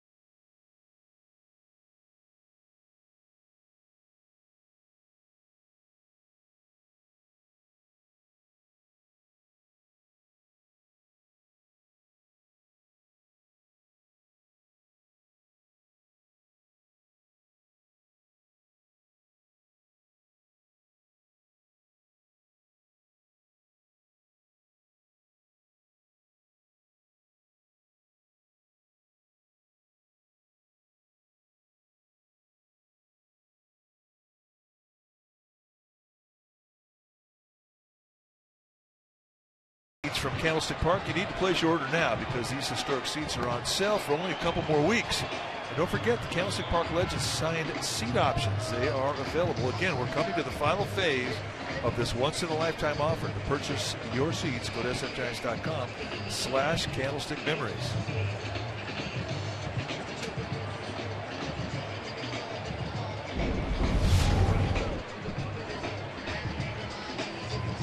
Sixth inning. 3-2 lead for the Dodgers, and the Giants will have the top of the lineup coming up. It'll be Blanco, Panic, and Posey.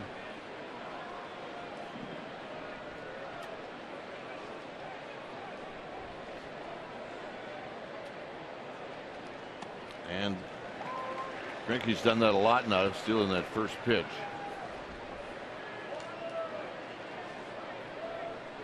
Yeah, the curveball's been his friend. Which is, you know, he's riding that pitch because he's got a nice feel with it tonight. And that's what he does. I mean, any given night of all of his specialty pitches, it may be the changeup that he feels most confident in, or a slider, or the cutter. But tonight it's been the curveball. Especially to the Giants' left-handed hitters.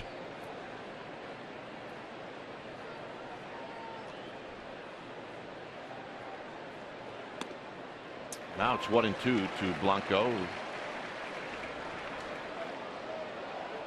Asked the home plate umpire, Adrian Johnson, a question.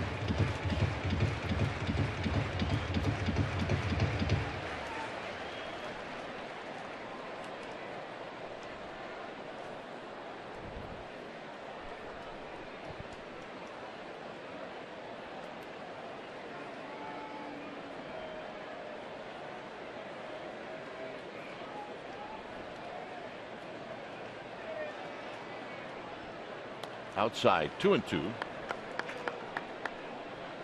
Tried to backdoor a little slider. Think about the curveball with Greinke. He's not pulling out that front side shoulder at all. He's staying very solid. but he is pulling off of the slider. We just saw it.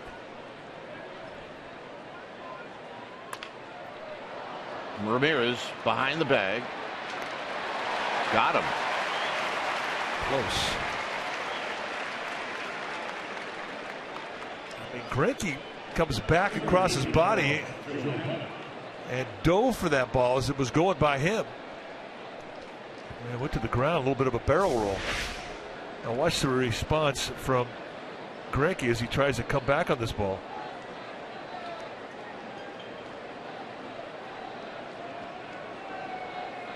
A for effort. I think once he felt it got past him, had a chance to go in the center field. Yeah, I agree.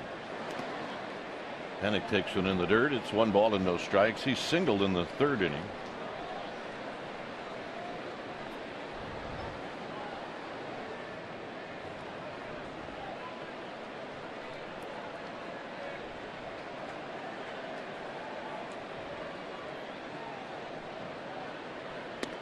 Down low, 2-0. Buster Posey on deck. What a couple of clowns.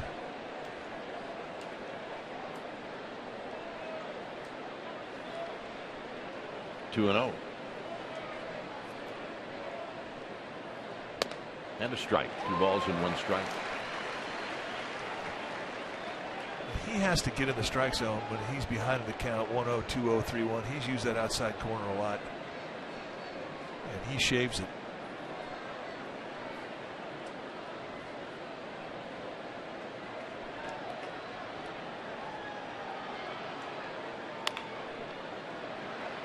Turner from the cut of the grass. 2 outs. And here's Buster Posey.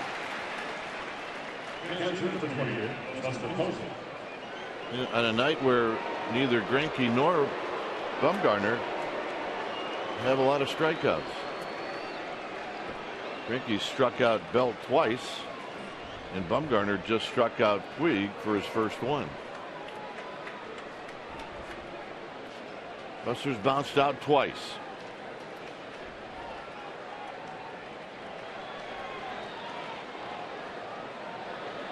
And he takes one in the dirt, 1-0.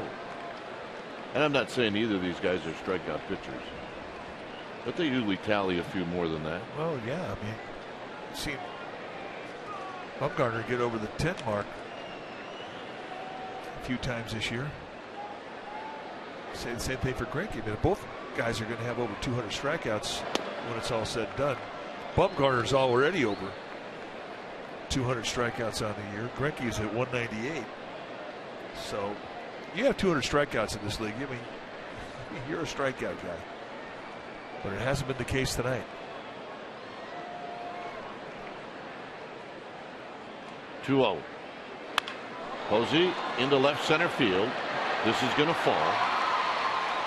And Puig, who has played maybe a couple of steps deeper than most guys, couldn't get to it, and here's Sandoval.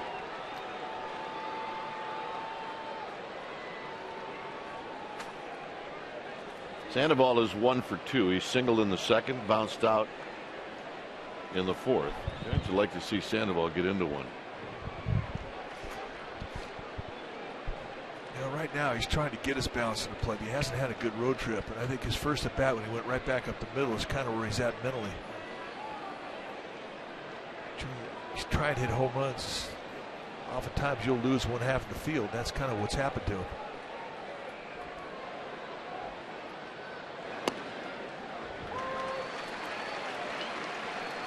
'93 at the knees in. It's 0-1.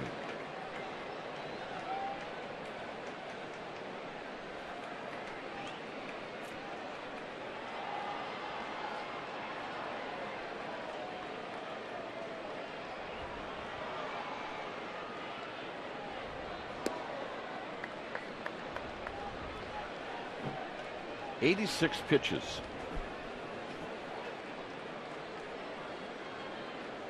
It's about right. At the end of 6, you want to be 90 or less.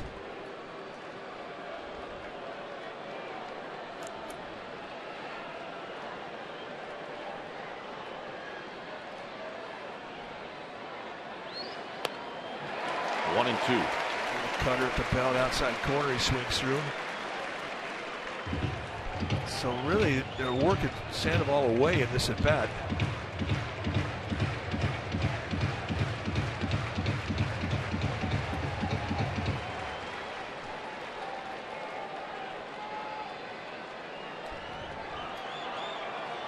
So Posey with his lead, 2 outs, and the 1-2 coming up to Sandoval.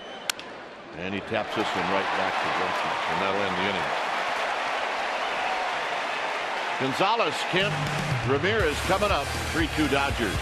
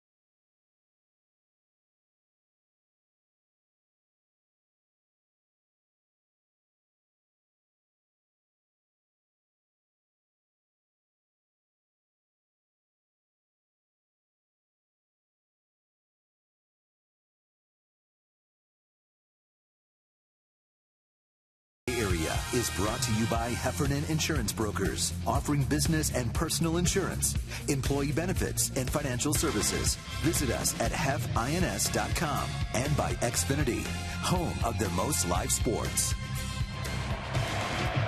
The NBC Bay Area Investigative Unit, led by Chief Investigative Reporter Tony Kowaleski. They're an award-winning team of 15 journalists dedicated to holding the powerful accountable. The investigative unit on NBC Bay Area, we investigate.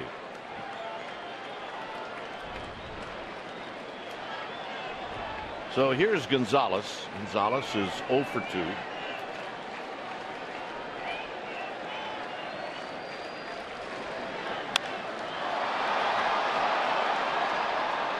Blanco calling. Gonzalez retired on 1 pitch. Gonzalez now lifetime against Bumgarner. He's 4 for 35, and that's one of the terrific left-handed hitters in baseball. 4 for 35.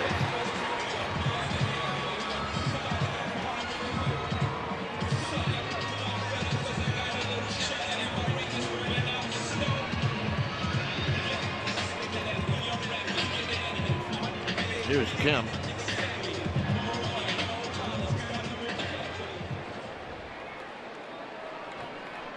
Kemp is homered and he's bounced out to third. And the first pitch is a called strike, and it's 0-1. Kemp did not think so. He cut that little slider across the plate. That's the thing about Bumgarner's slider, is that sometimes you'll get tilt, sometimes it runs flat. And it's kind of got a mind of its own. But if it's quick, it doesn't matter.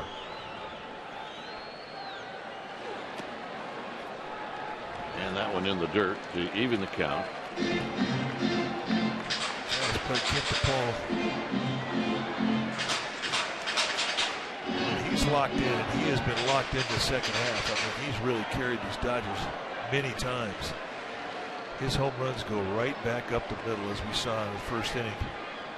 Right center to left center. That's his power zone.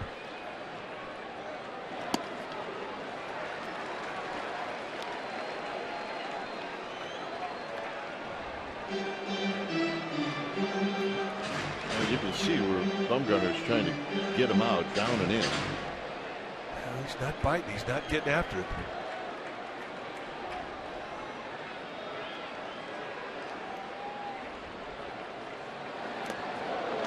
So it's 3-1.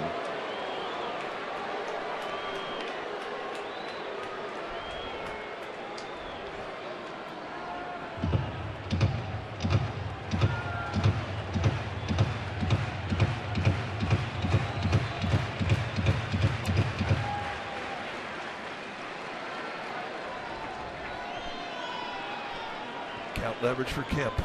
This becomes a big pitch. Hold foul. So Kemp out in front of that 3-1 pitch. Hanley Ramirez is on deck.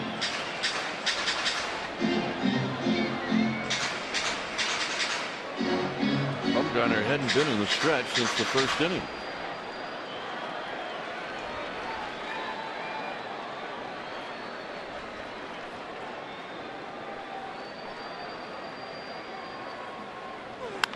Hit foul and out of play. 94 to him with a fastball. It's his best bolt. It's his most competitive speed.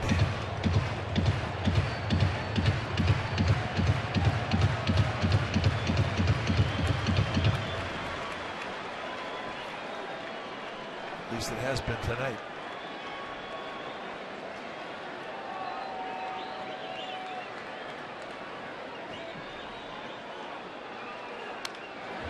And he got Kemp to swing at that 3-2 breaking ball, but it was up. Now Buster Posey right now is slowing down the rhythm of Bumgarner. Kemp is a guy that steps out of the box. He's got his routine. And Posey, he'll watch where Kemp steps into the batter's box, and he'll drop his fingers down with the game signs on the fingernails. And he just got a piece, so it'll stay at 3-2. And the next pitch for Bumgarner will be 90. Dodger Stadium has always been a difficult stadium for pitchers to see signs from the catchers. It's just dark. Is Buster painting his nails? He's got those game sign stickers on with the neon green. But the beautiful thing about those things is not only is it easy for the pitcher to see it, but the middle infielders can see it as well.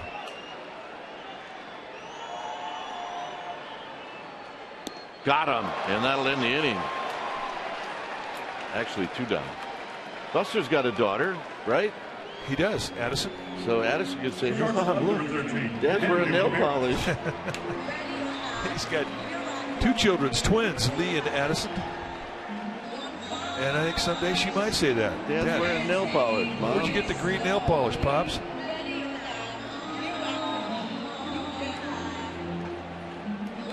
So here's Ramirez.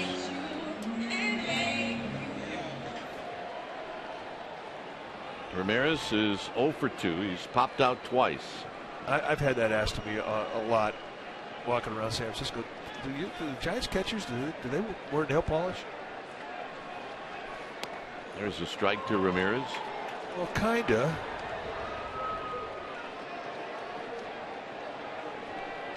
What are they called again? Game signs. Game signs. It's great. I mean, you can get them for little leaguers too. They love them.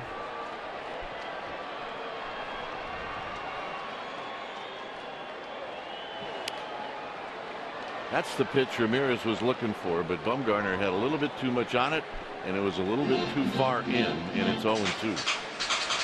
He's been throwing hard tonight. He just felt the seams on that pitch, and he goes, I don't think so.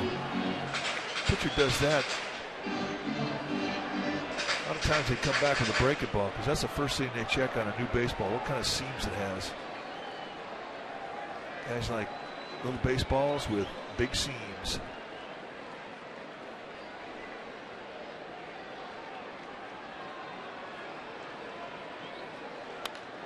Pop back and out of play.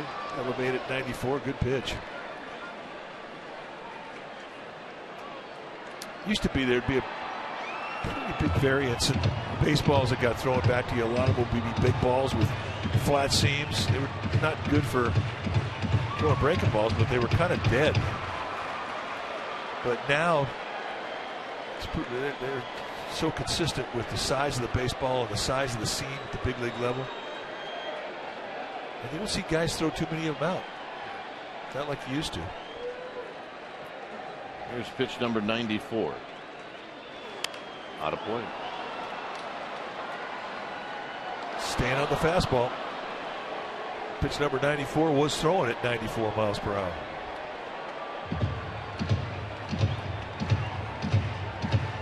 And as we've often seen with Bumgarner, he gets more velocity on the fastball late in the game towards that 100 pitch level.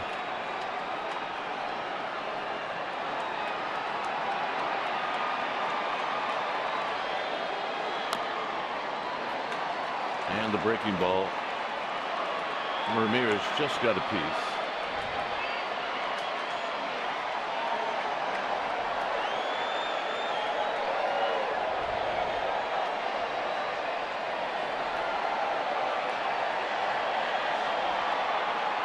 So a good battle right now, and all of it's happened with the count 0-2.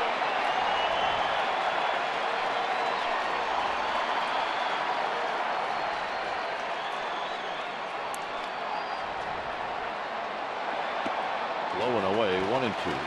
Really put on that breaking ball.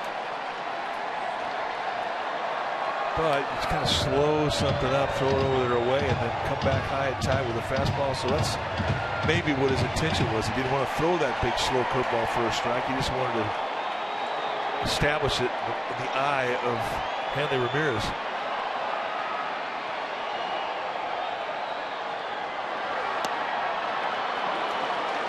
And there was the fastball in, and he did not miss by much.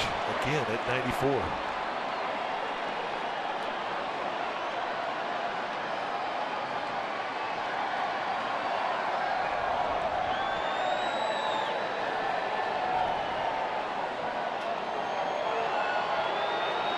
Two and two.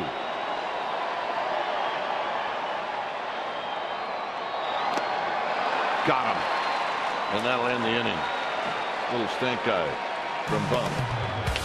3-2 Dodgers.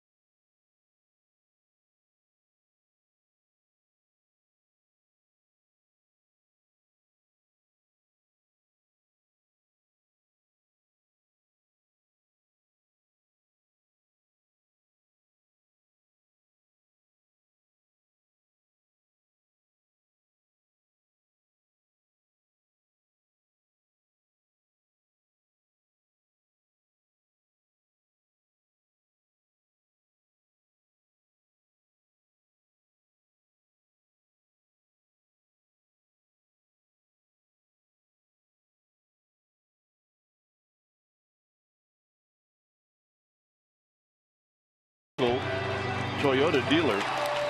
It's been Greinke and Bumgarner, and the other one that's really hurt Greinke has been Bumgarner.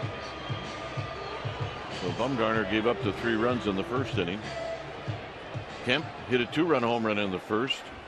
Turner also hit a home run, and here's Hunter Pence. And Pence takes a strike. Pence has bounced into a double play, and he's popped out to the catcher, A.J. Ellis.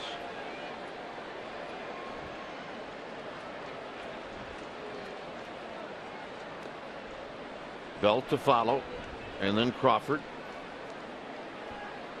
Last pitch for Greinke, number 90. Bullpen's starting to move around now for the Dodgers.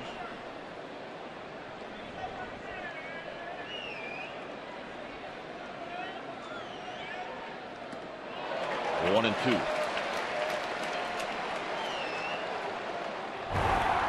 Go back to April 6th.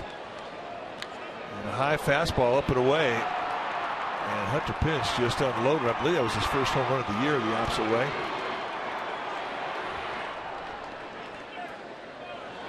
Got him. Not here. Not tonight.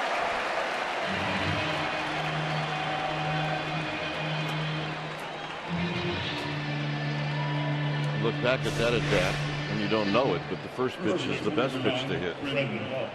Now that curveball has been such a good weapon for Greinke. Here he just drops it down. And when you're a pitcher and you get that hitter to chase out there, you're doing something right. And that's a quick break. Here's Belt. Belt has struck out twice. And he takes low.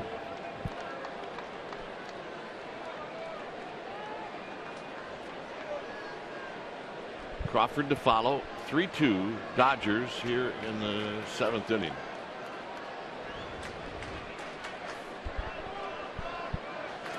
Swing and a miss. 1 ball and 1 strike.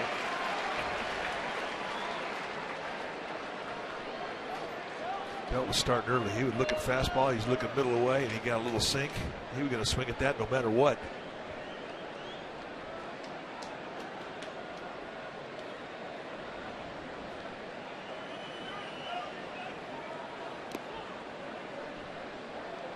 Coming right back, same pitch this time. Belt lays off, and on it goes. It's a chess match, and with Greinke, they can do so many things with the ball, give you so many different speeds, so many different types of movement, and outstanding command. He's tough to outguess. Outside, 3-1. Greinke has not issued a walk, and neither is Bumgarner. So that's pretty good control tonight.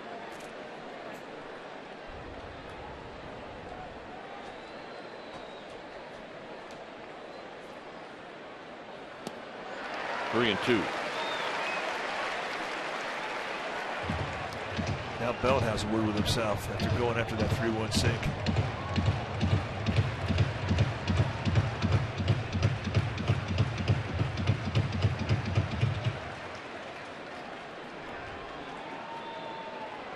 Giants need a base runner for Crawford. Got him. Elevate 4 seams above the hands. And a frustrating at bat. And a hat trick for Brandon Belt.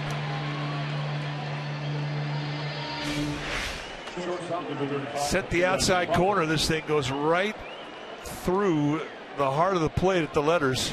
And after the whole at bat going down the knees or below, he gets him above the letters. And that's a good pitch. So important to change sight lines. Here's Crawford. Crawford is singled and he's flied out to left. And he taps this one foul, and it's 0-1.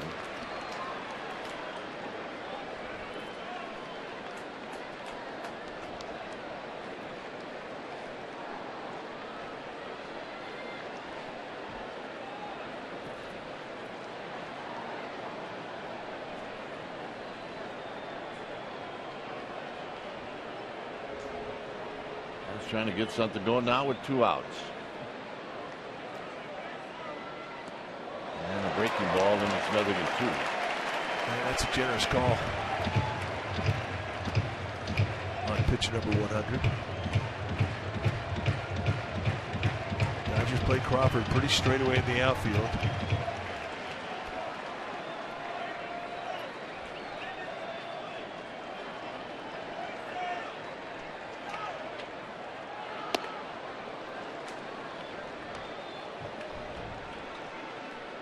So the 0-2 pitch is high.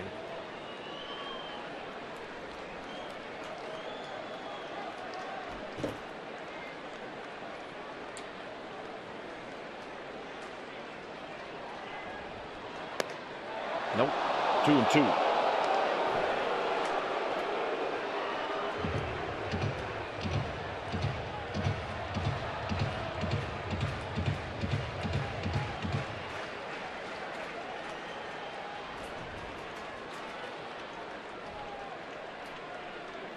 Greinke takes a deep breath and the 2-2 delivery, and Crawford hits it slowly to Greinke. That'll end the inning. Strong inning for Greinke, and Slight will lead things off.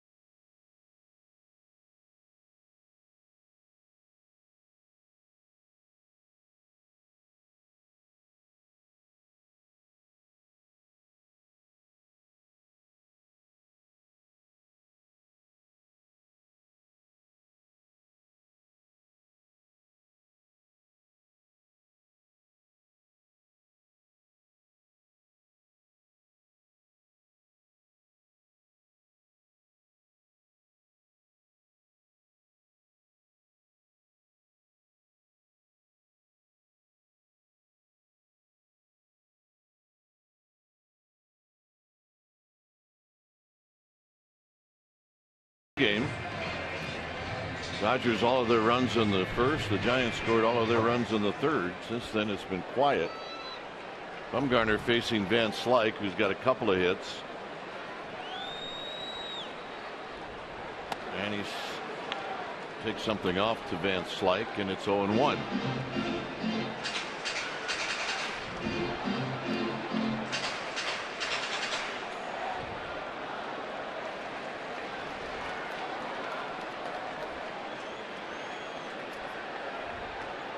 Game has really become a deliberately paced game, which is unusual. When Bumgarner usually likes to work a quicker pace. And we saw the same thing with Greinke when he was up in San Francisco. He worked quick, but tonight it has not been the case. There's a lot riding on this game. Of course, the last time we saw Greinke up at San Francisco, that was the 17-0 ball game.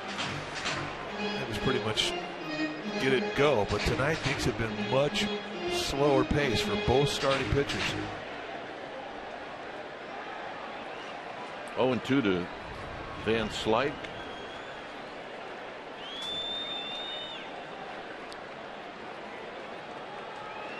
Outside, 1-2.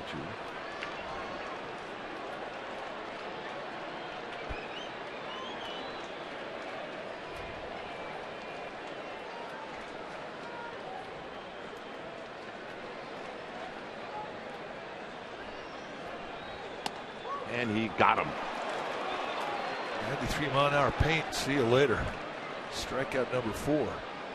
Well, the most popular way to follow the Giants push into the postseason is with MLB.com at bat, the #1 app for live baseball. Get at bat for your smartphone or tablet on the App Store or visit MLB.com.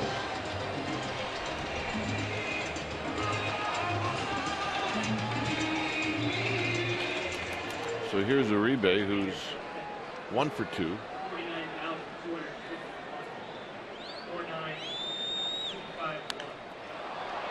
This is hit a mile high into left for Perez. 2 outs.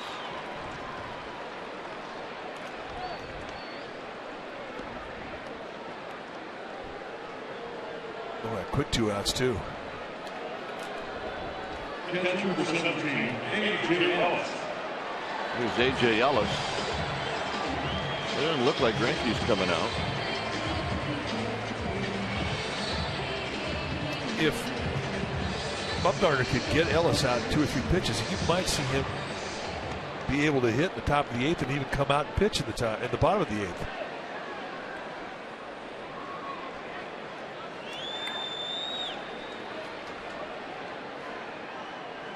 Foul back.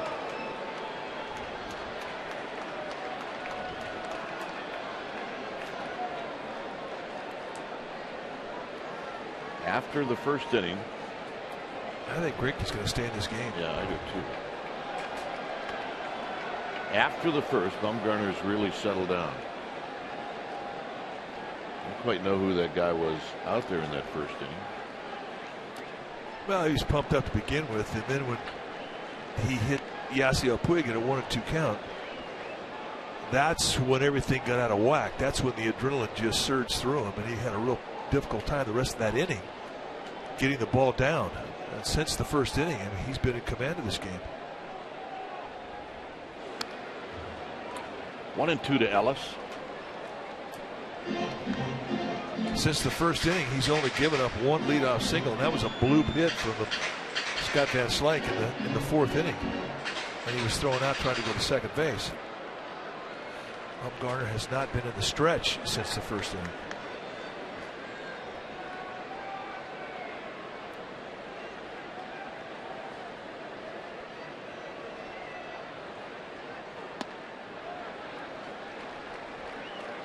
So the pitch is low to Ellis. Greinke's on deck.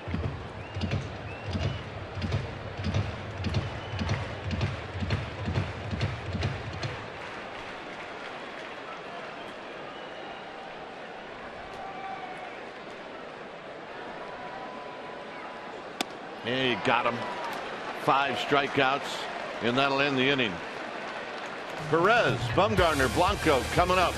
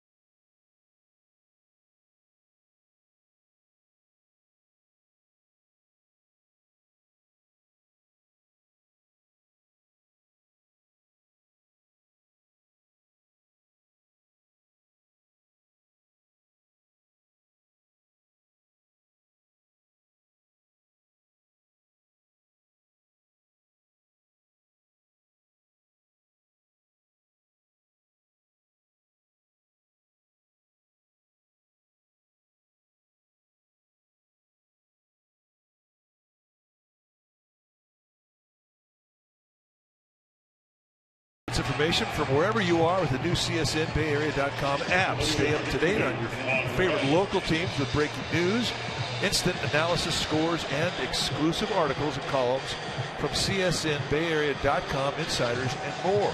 The new CSNBayArea.com app is available now on iTunes.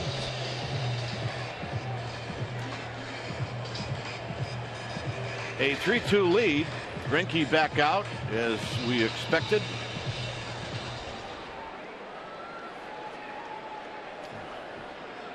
Father of the year. Yep, a tight hold on that one.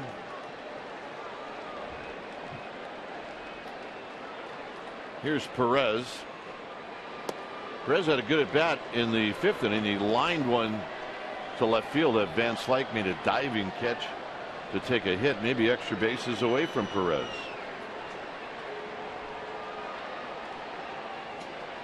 Giants need a base runner. It's not going to happen here as this is lifted out to Gonzalez, 1 out. And Bumgarner's going to hit. Well, why not? I mean, he's the guy that had the swing of the bat that put the Giants on the board. A 2-run homer back in the 3rd.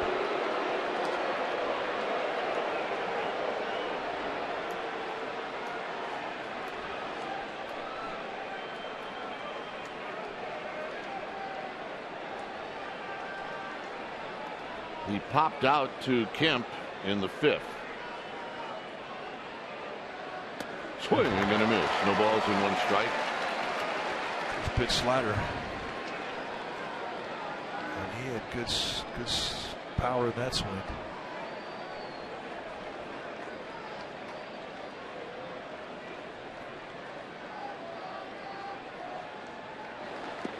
And the breaking ball is down and away. 1 ball and 1 strike.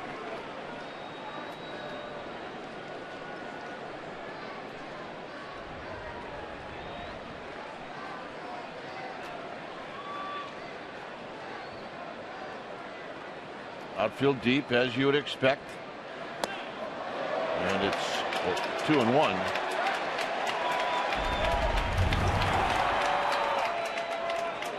In an 0-2 count, Madison Bumgarner, the 3rd inning, does this. Knocks it out of the ballpark. Home run number 4. It sets a San Francisco Giants record for pitchers with most home runs in a season. And certainly woke up the Giants dugout. 2-2.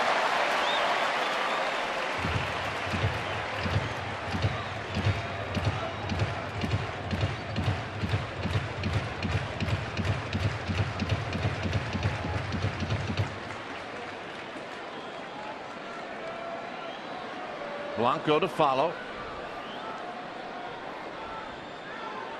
Curveball pulled on the ground, foul.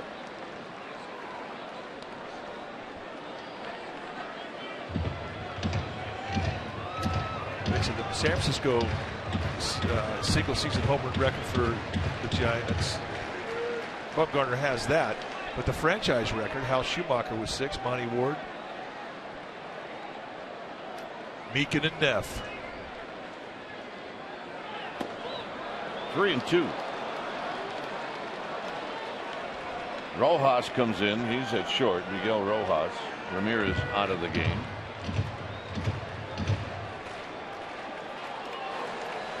The lefty and a righty. J.P. Howe, the lefty. Brian Wilson, the righty. Here's the payoff pitch to Bumgarner.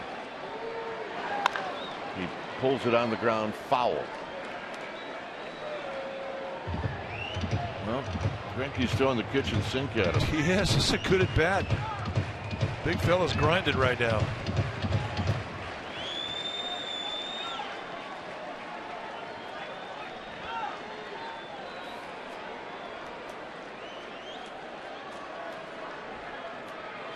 And another 3-2 pitch. Got him. Got him to chase that high hard one. You don't get regular at bats. I mean, it's tough to have a strike zone, and when you see this fastball that high, you see it so well, you just can't keep the top hand on top of it. And Greinke wins the battle. Strikeout number 5 for Greinke.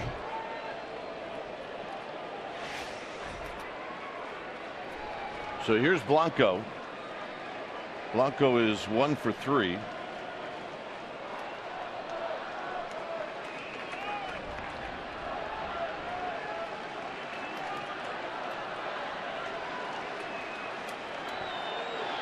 And he hits one down the right field line. Foul. It had the distance. It had the sound.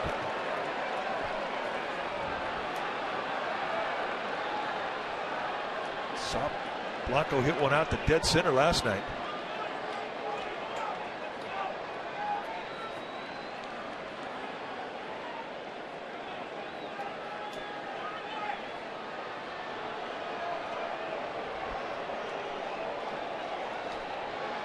So, in the eyes of Zach Greinke, it's a strike, and he's ahead in the count.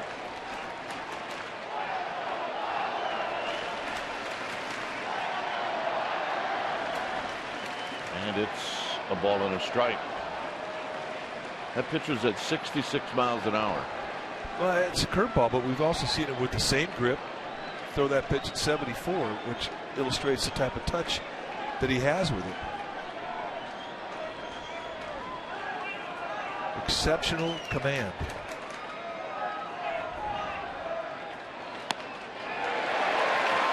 And that's a gift, and Blanco disgusted. Playing with Greinke, it gives you a 1-2 count, a 2-1 count. It's everything. Totally changes the at-bat. You see where the target is. It's on the outside corner. And the way that A.J. Ellis received it, he sort of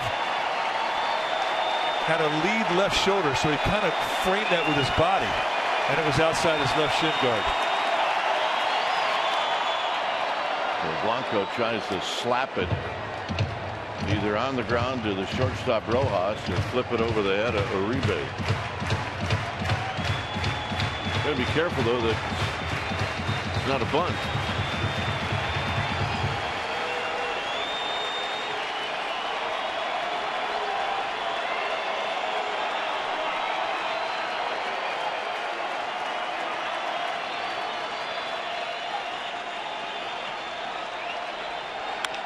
Hit on the ground to Turner.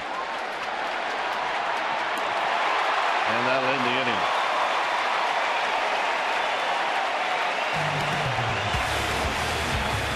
It remains 3-2 Dodgers.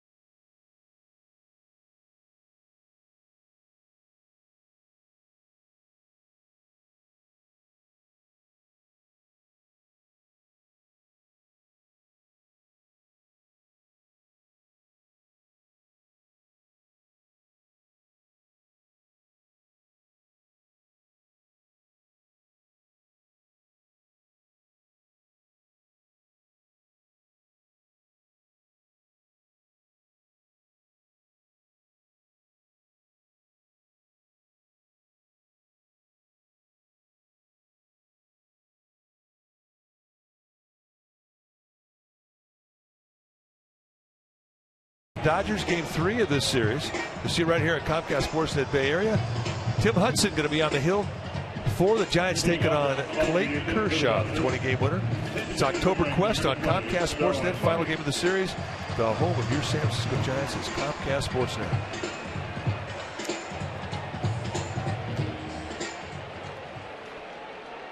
Jake Peavy, Tim Hudson talking it over.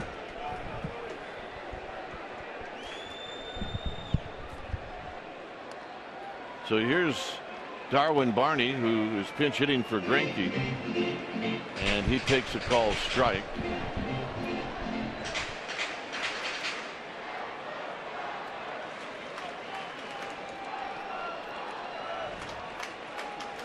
Barney swings and misses. It's 0-2.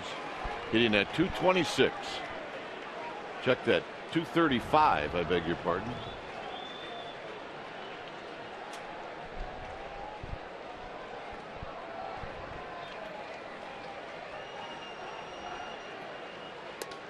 Look out. Barney got hit in last night's ball game. Right on top of the plate. Sergio Romo starting to heat up. I just don't know if Bruce Bochy's going to allow Madison Bumgarner to get back into a stretch. Hook down the left field line. Foul. Ooh. So he got the second strike with a high fastball away. Tried to elevate again with this one. This time Barney jumped all over it. He set up in the inside corner. And that thing right at the letters over the middle of the plate. And in the 2-strike mode where you're protected, he almost burns Bumgarner with a double.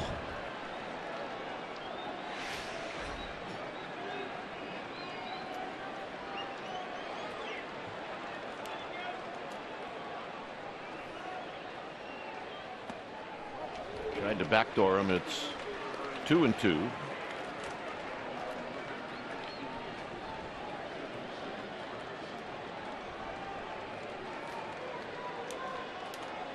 Kenley Jansen, the closer for the Dodgers, heating up. He will pitch the 9th. Hit on the ground to Crawford, and Crawford will handle it.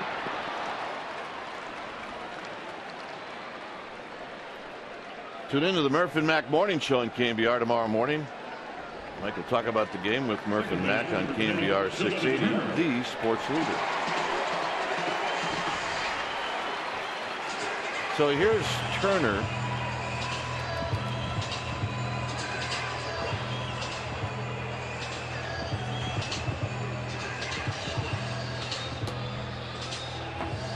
Turner is 1 for 3. He opened up the bottom of the first with a home run.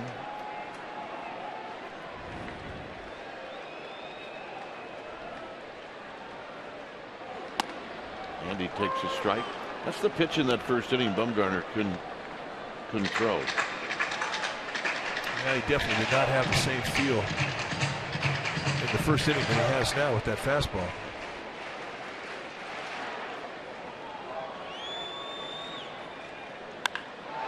Another one to left. Perez back. It is gone. Turner's hit his second one, and it's 4-2.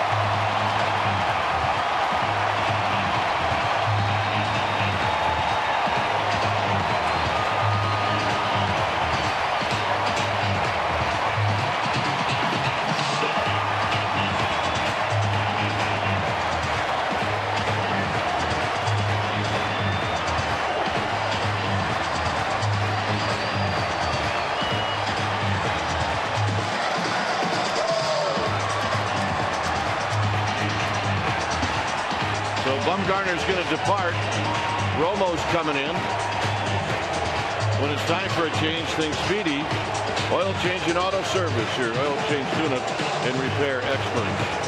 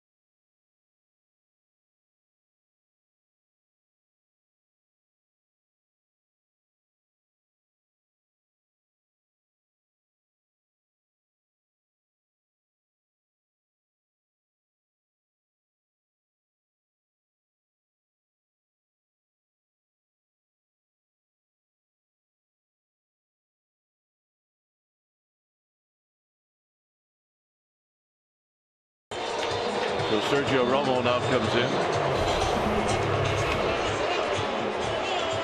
Take a look at the numbers for Sergio Romo on the year. 63rd time he's come in. 6-4 with a 3.83 ERA. Over a strikeout an inning. And he will face Puig with nobody on base. And the fraternity of starting pitchers, Vogelsong, Bumgarner, Hudson, and Peavy talking it over. There's the night for Bumgarner. 4 earned and 7 1/3 after 36 pitches in the first and 3 runs. I mean, he really stiffened up, and it was Turner who would be the guy who had the best night against him, a 2-home run night, and he almost hit another one out to right field in his second at bat, the second inning. So here's Puig with 1 out, a run in.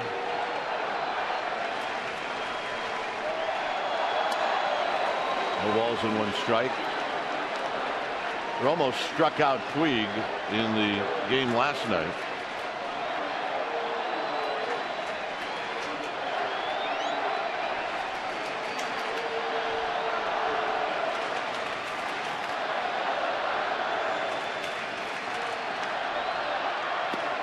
Nothing in 2. 2 pitches, 2 sliders. Let's take a look at the pitch. Set up in the outside corner. This thing comes middle in, and he just drops the head on it. High leg kick, but the hands stay pretty calm. And Turner having a career year adds to it with a 2-home run night against Madison Bumgarner. And home run number 7. And that hurts.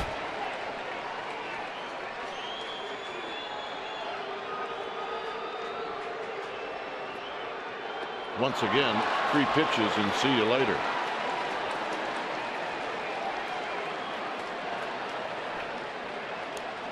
First base, number 23, Adrian Gonzalez. Take a look at the 0-2 pitch from Sergio Romo, and you get a guy to swing at that, he's going to need a broomstick to make contact. Missed that by a foot.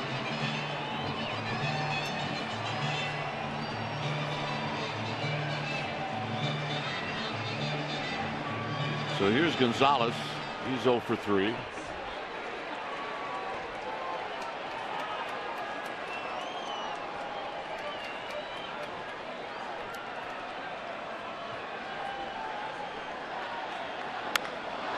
And he skies it into shallow center field. And Crawford making the call and the catch, and that'll end the inning.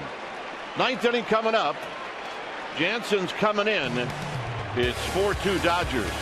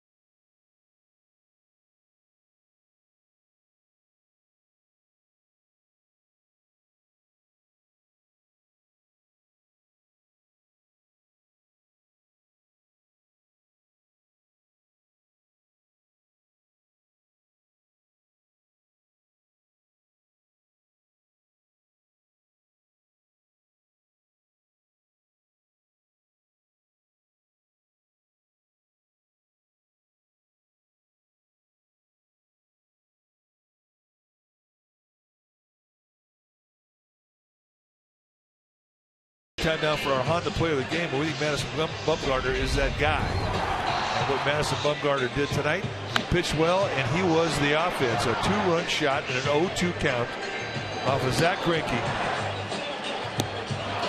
And in his third time through the lineup, he strikes out 5 Dodgers.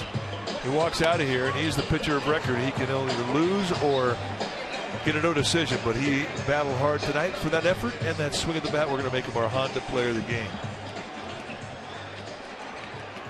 When it's time for a change, think Speedy Oil Change and Auto Service. Your oil change tune-up and repair experts. So Kenley Jansen, the Dodgers closer, coming in now, 67th time that he has come in. He's had a big year, 43 saves, 99 strikeouts in 63 innings. High velocity cut, low to mid-90s with that cutter.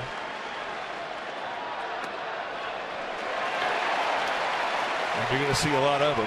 If he just threw straight fastballs, you'd see 95 to 99 mile an hour fastballs. But that cut, that's his reputation. So the Giants looking for somebody to get on for Posey, Sandoval, Pence, Belt.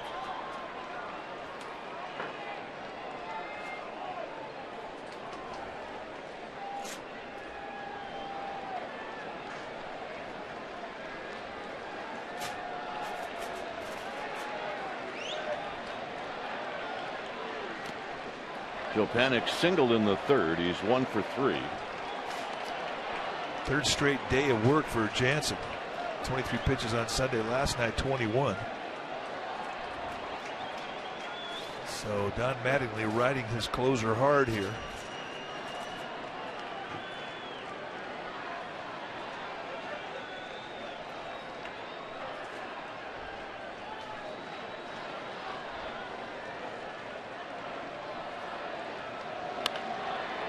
This is going to be out of play. And the count even at 2-2.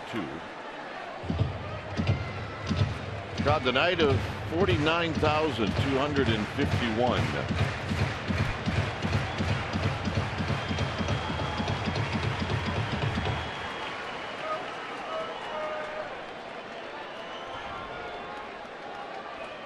And looking for some late inning magic, the Giants. This is going to be out of play as well. So important to lead off hitter. This opportunity here for Panik, who's putting up a good at bat. If he could get on, set it up for Buster Posey in the middle of the lineup.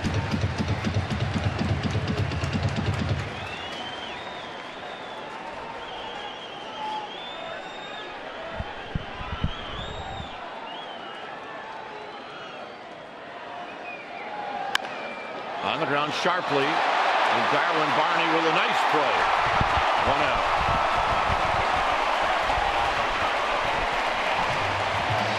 So Barney, after the pinch hit appearance, stays in the game. Well, Barney, an exceptional defensive player, lives up to his reputation. Great at bat from Panik, and Barney with great quickness to his left. Spears the hard hit ground ball, and the Dodgers get the first out. What a nice play. So here's Buster Posey.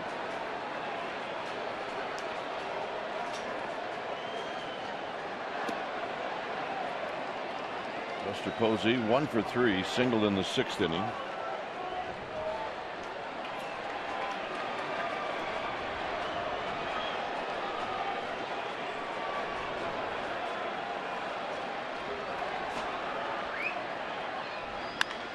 And there's a base hit to right field.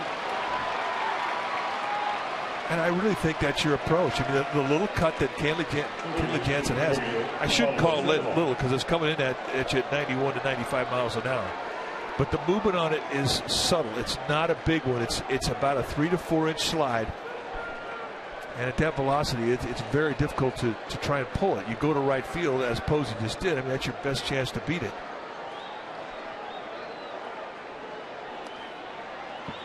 Here's Sandoval.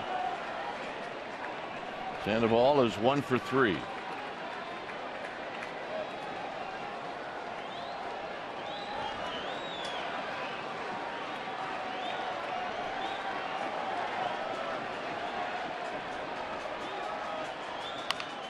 Taps this one slowly. 2 outs.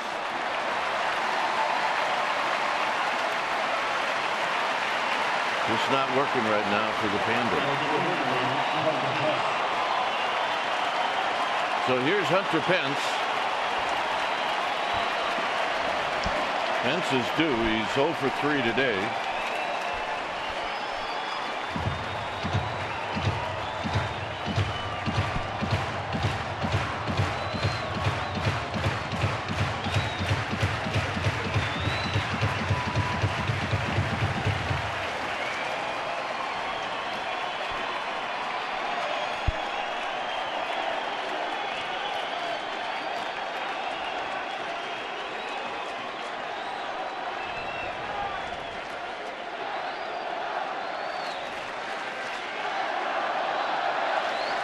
Very high, 1 ball and no strikes.